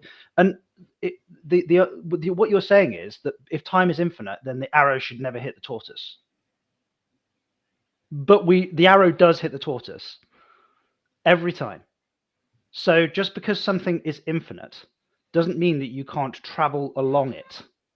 Like you could have an infinitely long road, and I could see a mailbox in the distance, but I would still get to that mailbox, even if the road is infinite. The two things are not necessarily related to one another. Traveling along something just because it's an infinite length doesn't mean that you don't get causative actions along the way. That's not true. If you were on an infinite road, you would never get to the mailbox. How many miles would you have to go? Get to what mailbox? The mailbox that I pass? But you need to explain the physical principle that would dictate that you don't reach the mailbox, because okay, so you do. Wherever you're starting at, let's say Yeah. infinite in the past, how many miles does it take to get there? Infinite miles? Yep. Well, no. So look, do you not see how that is illogical? No, I do see the argument that you're making, and I'm telling you that the argument that you're making is Like, an that's why- it's an ancient argument. That argument predates us. The Right, existence why? by thousands of years. Yeah, which is why I feel like atheism is a new thing. This has not been like a common thing in the past. All these societies have their own view of gods or whatever. So my personal position on theism is, I think it's evolutionarily built in. We're designed to see causation. So the distinction between a type 1 and a type 2 error. So 100,000, 200,000 years ago, hominid A and hominid B are stood next to a bush, and the leaves on the bush rustle. Hominid A thinks that it's the wind and stays put. Hominid B assumes that it's like a predatory animal John hiding in the bush. John made the wind blow. Yeah. And then hominid B runs away. Now, hominid A is more likely to be right more often, but hominid B has assumed agency that it had no evidence of and acted, and therefore survives to procreate, which leads to a whole species of individual, of eventually human, that when they assume agency where no agency is demonstrated, is more likely to survive. It's why we created gods like Thor, the god of thunder and lightning. It must right, which are kind of ridiculous pagan ideology. I'm with you. Yeah, but the point is that I don't see much of a distinction. But isn't there an objective truth out there, whether A or B thought A, whatever? They're just as ridiculous as yours. Yeah. Not more, not less, just equally ridiculous. When you're telling me that there is, when you're telling me that there is an agency that is the sole cause of the entirety of the universe, and a pagan said, "Oh well, I think there's a god that is slinging thunderbolts down at us randomly," whilst the scale of what we're discussing is different, you're basically making the same argument. Well, maybe it's the sugar god giving me diabetes. I mean, there's some ridiculous arguments out there, right? And ridiculous ways of looking at the world and reality. Yeah. Well, the reason that we think Thor is so unbelievably ridiculous as a principle is because we now have the physics and the science to explain and understand what is actually going on when lightning is created. For sure. The gradient between the positive and the negative charge between the universe, yada, yada, yada. But right. And I think there's an objective truth. And I think the God I believe is I think science just explains this as design, you know? So every time religion has explained I think this is the cause for X, Y, Z, whatever the phenomenon may be, and then eventually science comes along and finds out what the actual facts of the matter are, religion has to it has to regress. It has to take. Well, see, that's a straw man. Well, no, it's not a straw man. It's an inductive argument. Because you're making an inductive argument about the cause of the universe, not a deductive one. You're saying everything that we see has an antecedent cause, therefore the universe must have an antecedent cause. So if you make an inductive argument about that, why can I not make an inductive argument about God causing everything? And I say, well, actually, all of my inductive reasoning so far is religion has claimed cause all of these causes for all of these natural phenomenon that we see. And every time science comes along and actually seriously interrogates it, it turns out that religion was wrong. Like what? So why shouldn't religion be wrong about the cause of the universe? Like what? What do you mean? Like so if God didn't make it, who made it? Who said anything? And if it wasn't made, then how are we here? I'm genuinely asking. I'm not trying to be a dick. Oh my God! This again. It's been explained. All right. Let's do final thoughts and we'll be on our way. Isa, do you want to start? Do you mind if I address that last thing? The last point? No. Sure. Go ahead. Please. I think it's difficult. This is what I brought up. The theist and atheist paradigms are just really different. So atheists don't have a prime mover paradigm.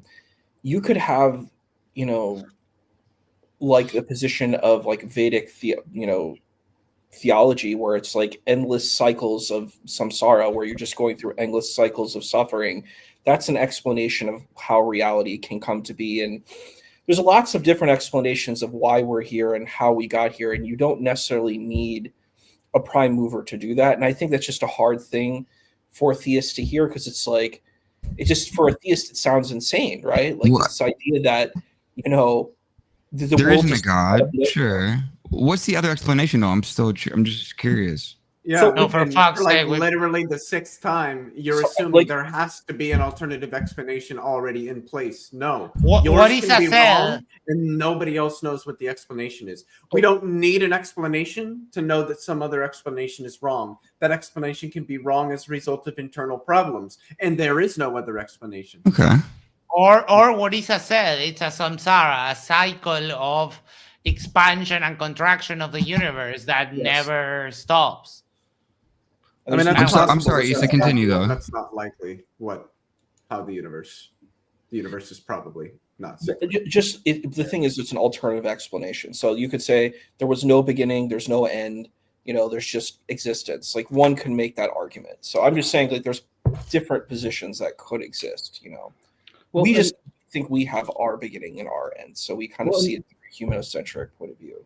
Yeah, well, because we're. I mean, I think it was, and again, like with Dawkins' writing on genetics, like the selfish gene and stuff. Definitely recommend steer clear of his philosophy and his metaphysical discussions, because they are crap. But Dawkins, one of the things that he did say, which does make a lot of sense, is our experience of the universe in which we live, our intuitions are geared around this sort of notion of middle. We're sat in the middle of, you know, there's the macro, which is the unbelievable, completely unfathomable scale of the universe in which we live, and the huge expanses of time in which we live. And then there's also there's also the micro. You know, we don't have, in the same way as like a water skate on a pond doesn't really give a shit about gravity, but it does care a lot about surface tension of the water. Sure. So the how we intuit and experience the world in which we live is a product of what sort of like scale, the bit of the scale that we occupy. So trying to use your intuitions to understand these concepts is frankly going to steer you down catastrophically. Well, that's what we're all doing, right? Well, no, I'm not. So I because I think the way that I would say this is exactly the point that John is making, is that. But I'm with you, John. We are confined to every aspect of our experience is confined to an extraordinarily small scale within the grand scheme of things in reality. We don't exist on the scale of hundreds of millions of years or on the scale of galaxies. So we don't it's hard for us to wrap our minds around things at that scale. But we also don't live at the scale of yoctoseconds and at the scale of quantum fields. So that's also going to be sort of non-intuitive to our way of understanding the world. And you can't really take all our intuitions, which are built and confined to this extremely tiny scale, and apply them far outside of that scale and expect them to be accurate. And I agree with that completely, if that's what John's saying. No, absolutely. And it's other things, like, so when you try and use your intuition, so for example, electron tunneling, like electrons traveling along, and it meets an impassable barrier, and it doesn't have the energy to go over it, it doesn't have the energy to go under it, and it doesn't have the energy to go around it. So what does the electron do? It just materializes on the other side of the barrier. We have no way of intuiting that. You need non-intuitive mathematics. It doesn't have the energy to go through the wall, but it does have the probability to go through the wall. But exactly, it's completely non-intuitive. It doesn't make any fucking sense. But we can imagine like bumping into a brick wall, and all of a sudden you're on the other side, and you're like, "How the fuck did I get into the JC Penney? What the fuck is this? What's going on?" Yeah, well, I mean, I would question my, drug intake at that point. You know what I mean? I don't know. Exactly, because that's not. It's not a normal thing for you to be like, "Oh, but this is normal. I'm not on drugs. I'm not hallucinating." Sure. Because it's outside of our intuition. We don't tunnel through things. The point is, we also don't exist in superpositions. The point is, if you take these intuitions that you have and use them to try and explain the macro, the micro, they fall to bits almost immediately. And that's what you're doing. You're using your intuitions to try and explain it, and you can't do that. It just doesn't work. I think Right. there's, we all have a brain and logic and reason, and we can we can understand the sun is hot. I mean, you can have an IQ of 52 and go outside and be like, the sun is hot, right? And so, I mean, I think just in my own personal view, and I'm not trying to be like, any type of way. I'm just saying, like, I don't understand the other explanation. It seems like the most. Yeah, but we gave it to you like 6 times. And, I know and you said. I know, don't- Max. It's okay. Don't understand. Yeah, it's just But that we don't know what it is, right? And I get that. But we have very different positions. Like, I like the loopy universe, and Leo just said, no, I don't think that's the one. So Well, there that's are not many just not conceptions. Yeah, a lot of theories of what cosmology could be, but it Yeah, still a lot of doesn't change the theories. fact that there is no God. I Well, want I to think maybe it all points try to and whether the paint- multiverse or the Big Bang. I think everything has to come to some kind of beginning at some point, right? I could grant that, and the universe could still just exist tenselessly. It's just bounded at one end. But I want to ask you a question to maybe help paint the picture. What happens past the singularity of a black hole? I'm not sure. Do you know? No, nobody does. Okay. Does that mean that it's singularity fairies that eat up all the mass that falls in? And what if I said, well, but what would be the other explanation? Not having one doesn't somehow mean it's magical singularity fairies that are eating up all of the mass. Sure. I mean, there's That's- scientific consensus in theories that are Well, constantly not being, as to what reformed happens and- past the singularity, because we have absolutely no physics describing that whatsoever. Well, that's what Yeah. I'm saying is that science is constantly evolving, and the Just- consensus has been yes. changing for so long that it's like, Mhm. well, But I think there's just some like the obvious early objectives universe, that we can understand, and then as far as the specifics and the details, I mean, yeah, those are becoming more prevalent. but it's the same with the early universe. Why did the universe inflate? We don't know. But it probably wasn't some immaterial, all-powerful wizard who decided to just. Well, not wizard. I don't know And who then the told you that. universe- He's well, not Gandalf. but when God wants something to happen, it happens merely as a result of His will alone. Correct?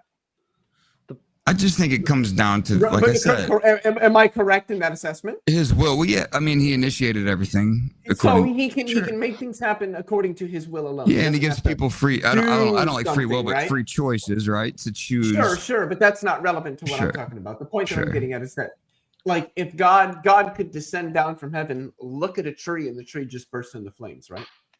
You said descend out of heaven and what? That God, if God wanted to, and I'm not saying ascribing any like that he would do this or will do this, but if God wanted to, He could descend from heaven, look at a tree, and the tree just burst into flames. Sure. Yeah, that's magic. God's a wizard. But I mean, how did life begin? I mean, life itself is magical. Through complex. Okay, Mace, you can't do that. I'm sorry. No, that's my keyboard. Imagine the point Don't of bite me. evolutionary theory. I mean, God, imagine Mace, a human Macy, being popped out of stop whatever. it. I mean, that's magical, bro. I mean, So it's I wanted to magical, answer bro. that It's first awesome that question we're you asked here. about the origins Life of is life beautiful. through complex systems. Yeah, but I think the same thing. I think life is beautiful and fascinating and interesting, and also cruel and sad and lonely. It's all of those. Yeah. And yeah, but I don't need any God. I don't need any God for any of that to be true. The problem, the other thing is as well, Witty, what you're doing here is you're continuing, despite the fact that everybody has tried to explain to you that you can't use these Middle Earth intuitions that we have, like the notion that something has to have a beginning. Middle Earth. There's not Middle Earth in terms of Tolkien. I'm Middle Earth in terms of sort of like this middle, like how we experience Middle of the things scale. in terms of scale, the middle of the scale, essentially. Yeah, thank you, Leah. I understand why you might have thought I'd been saying that after Leo's reference to wizards, but no, definitely not.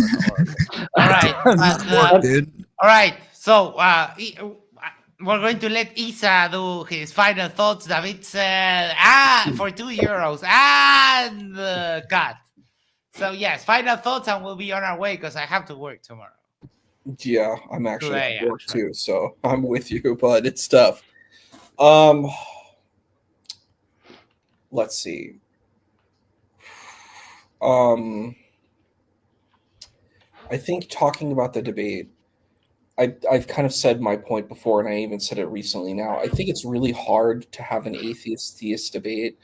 I think it's just like comparing an apple to an orange. It's just really different realities, really different kind of perspectives of how, of cosmology and, ontology and just, so many different kinds of different dimensions that it's hard. And I think Witty Noggins is hitting it on the head in a sense where it's like, it's confusing. It's like, you're like, if God doesn't exist, then what is there? This is a very hard question for your standard thesis. This is why like atheism is so perplexing to theists. And I think this is a really difficult conversation because it's like hard. It's like, well, what do we talk about? Where do we stand? What's our common ground? And I think we saw that during the debate. That's why the whole thing went into the scrutiny about feelings and stuff like that, because what do you argue? If you say, well, God doesn't exist, well, I'm like, well, how do I engage that? It's a very hard to engage with. And I think this is one of the difficulties, and I've seen this in a lot of atheist versus theist debates, is that there isn't a seeking for common ground, and thus you kind of just have a conversation of impasses. You don't have real dialogue, because if you really want a serious theist-atheist dialogue, both perspectives have to try to understand each other. And in my opinion, I think it is much more difficult for theists to understand atheists than I think it is for atheists to understand theists. Because in my experience, I've seen a lot of atheists go and study religions, and they try to learn these different perspectives and stuff like that. And I think that makes sense, because when you're a minority position, you kind of need to have a space of... There's something wrong with minorities, buddy? Yeah, when you are one, it's pretty difficult. So you have when you're taking like a minority position, you kind of need to know the majority position to understand where you're coming from. So it's like even in Islamic dialogue where you have the Sunnis versus Shias, usually Shias know a lot more about Sunnis than Sunnis know about Shias. And that just makes sense, because the minority needs to kind of understand the majority, that kind of narrative. So in this debate, I think that WifiGospel has his kind of talking points that he wants to cover. That's what I feel. He's trying to cover talking points. But if you're really wanting to have a discussion and with an interlocutor, you kind of need to understand their perspective. You can't make straw mans of their position and then try to cut down the straw man. You got to really engage and try to say, how do I steel man this opponent? How do I really understand where they're coming from? And that's how you have real dialogue. It shouldn't be, and I think this is the problem with the art of debate that I see now. You're not coming to try to understand and grow. It's like, I want to get the W. Huh? I want the W. Exactly. Yeah, I want the W. I want to show everybody how super big brain smart I am, bro. Exactly. Hold on. Disjunctive syllogism. I can't fucking stand it. When people come up and, well, if you examine the modal logics in the S5 system and you consider the Dirac analysis of and it's like, dude, stop. Well, you're not here to help. You're not here to have a discussion. You're here to show off how smart you think you are. But how much terminology do you know? God, I can't stand it when people do that. Yeah, it's because they're not there to have a discussion.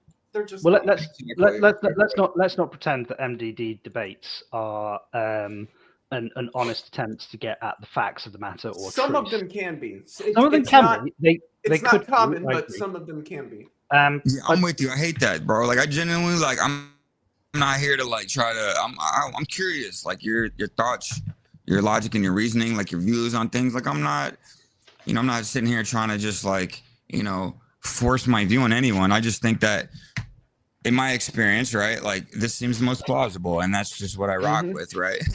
And that's a perfectly reasonable position to take. Like in my experience, this seems most plausible to me. That's just, but colloquially, we would call that an opinion. That's which is fine. That's what we're all talking about. Right. The problem isn't having opinions; it's having loud opinions about things you don't understand. Yeah. So to wrap up, actually, one thing I wanted to mention for future debate, I'm actually interested in the Daniel versus David debate. Me too. Wow, it's two Hebrews going hand to hand, right? The Hebrew prophet Daniel and the King David. That's funny, right? Ooh, it's gonna be good.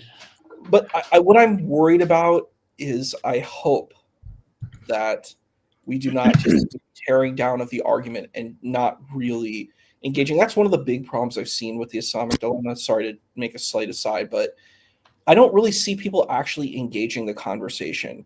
I just see people attacking Christianity and not actually engaging the topic. And that's a problem with some like honest debates, is that if you sound good attacking your opponent, you don't ever actually have to make an argument that defends yourself. And that's a big problem. You need to make defend yourself. Thank you. Amen to that. Exactly.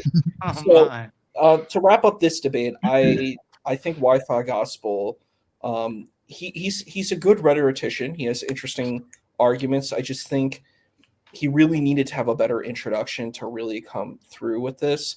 And I think he needed a better kind of engagement with atheism, as opposed to like all his engagements where he's engaging with all the religions and then going and then kind of trying. That was so weird. You need to really understand atheism. And I've seen, and one other problem that I've seen with these type of debates too, people will attack the secular humanist manifesto. I'm like, people who call themselves secular humanists they don't care about the manifesto because it's not a religion. Secular humanism is not a religion. So it's like, you're trying to argue it as a religion. It's not going to work. So also with secular humanists, which is very important here, is something that you've hit on. I know you probably would have said it, but you didn't. Secular humanists, if presented with evidence that something in their manifesto needed changing for the betterment of mankind, would change it. No religious institution would do the same fucking thing because their text is revealed to them. Yeah, exactly. Well, progressive religious folks usually have different kinds of interpretations. Well, they won't change the actual text. They'll change their interpretation of it, but they won't. Right, the interpretation is the whole thing, dude. Yeah. Like even with my own framework, dude, it's literally. They wouldn't go, oh well, we'll just interpret it differently. They'll just physically change the document. Like, oh, well, we'll change that clause there, and like, they'll rewrite it if need be, because it's not. All right. Final. We're getting into discussion again. Final thoughts. Come on. And so to wrap up everything, thank you. Sorry that we've gotten to a few tangents, but I was just going to say finally that I want more discussions between atheism and atheism, but I would like to see like good faith kind of arguments, like good faith debates where it's like really kind of in depth and really interesting, and definitely not like what Leo said with this like highfalutin language where people use this like crazy language and it's much ado about nothing. You know what I mean? Like, I think about Jake the Metaphysician when he debates. I'm like, this is ridiculous. Talk like a normal human being, please. Yes. So you're using words wrong. So that's what I would like to see, and that's my final thoughts. Thank you. All right. Thank you, Issa. I appreciate that, bro. So I have to be honest. Quickly, final thought. I know. Yeah. I know you. Yes. Oh no, Max is on. No. I'll start. I'll end the show right now. I'm not. I have to go to work soon. 10 seconds, dude. Go. So I didn't catch the openings, and I only got a bit of the discussion on the debate because of obviously the time difference where I am in the UK. But I didn't like the solipsistic sort of circular nature of the theist. Obviously, that really doesn't really do much for me. It smacked of sort of like Saiten Bruggen-Kate, sort of like the presuppositionalist solipsistic type arguments, which just are almost perfectly circular. It really didn't interest me much at all. I'm glad I didn't catch all of the debate because I wouldn't have managed to stay awake for it because it's nothing I hadn't heard before. The discussion that we've been having, though, I found much more interesting. This notion of like causation and this assumption that there must be some kind of first cause. Doesn't really make much sense to me. I don't even understand what it would mean for there to be nothing, but for there to be something to exist, to make something out of nothing. And again, it's these intuitions that we use, the language that we use, isn't fit for purpose here. We're using the wrong tool to try and explain this. it sends you down these different sort of tangential routes where you think you're using logic to explain why the universe that we have exists and how it exists. And frankly, if you did get to the right answer, it would just be fluke. It would be a Gettier. You wouldn't actually have the right information for you to get to the answer. You would think you've got to the answer, and it would just be blind luck, because we cannot use intuitions to explain our universe. Our universe doesn't run on intuitions. It doesn't run on this sort of like middle world experience that we have, and it's disappointing, it's upsetting, and it requires an awful lot of work in order to be able to try and understand the physics of our universe. But frankly, that's just the case. We used our intuitions thousands of years ago when everybody assumed that the sun orbited the Earth, that we were a geocentric system. That was intuitive. Oh, it was fucking wrong. So why should we expect any other intuition on that kind of scale to be right? We really shouldn't. We should probably investigate things a little bit more thoroughly than just use intuitions. And that's kind of where I end up. Thank you so much. Leo. Yes. Final thoughts. Presup is bad. Don't do it. Nice. Okay. Fair enough. Noggins, final thoughts? Yeah, no, I just appreciate you guys, man. It's a different kind of group that I've been talking to than normal. I just wanted to say, like, with John, like, we don't just use, like, I don't just use, like, one piece of my reasoning or intuition, right? I just think, and it's not that I think that, there was nothing. I think that there is an eternal state. It was just been, in a different dimension, in a different realm, with a being that created everything. So I'm just still curious. Hey, what is the other explanation? If God didn't create everything? Yeah, but this is where you're using your intuition. Guys, shit, another explanation. So I just think in my view, it just seems like the most plausible for me still. And if I'm wrong, I'm open to that. But yeah, I still just haven't heard like an argument of something. I just hear like, well, we don't know yet. Where but you're confusing the existence of the universe with the existence of God, and we separate them. We don't. To us, it's not the same thing. Also, I know you want to end, Max, but this is, I think, a really, really, really important thing to say. Because something that you've done, Witty, a few times is you've said that just to say, we will say something like, well, I think it might be this, but really we don't know, or I don't know, or my personal favorite hypothesis is this, but I don't know. The I don't know within any realm of discovery, within any scientific field, any part of inquiry is probably the most important thing that you can say. Because if you think you have the answer, why bother investigating any further? And if you say I feel like it wasn't the most plausible, you know what I mean? I feel you. But if you say I don't know, it's okay to have a hypothesis. It's okay to have a hunch, for want of a better word. But to say I don't know is probably the most important sentence in any language uttered by any human being ever. It is the sentiment that drives all of our scientific discovery. Because you need some sort of humility. Because the following sentence is, I don't know, but I'm going to fucking find out. So, all right. Isa left me thinking of one thing that I spoke in my interview with Justin that unfortunately is lost. He was talking about how it was a big crush for him having to change his mindset from this idea of everything is created for us, and this idea of this cosmic purpose. And it is true, I've had all my life to deal with the fact that we are a speck of dust in this universe, and that the meaning that I ascribe to my own life has to be ascribed by me. So I've had to make choices of what I want my life to have meant by the time that I'm gone from the planet. and that it's a hard thing. And I think that talking to what a little bit Isa mentioned, how it gives them a little bit of trauma just thinking that they are not as special as they have been told and retold since forever. And I think that's a big part of the hesitancy of considering that, hey, yeah, maybe this earth wasn't created specifically by me, and there is not someone that has unconditional love for me and this and that. I think that that's a hard thing to contend with live.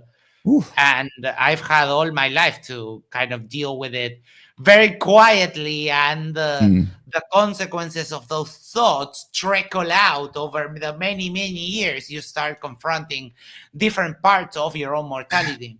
What's the point? So I think that that's a big reason why they have such a hard time looking at things from our point of view of that. Yeah, if you want purpose, then you have to make your own purpose.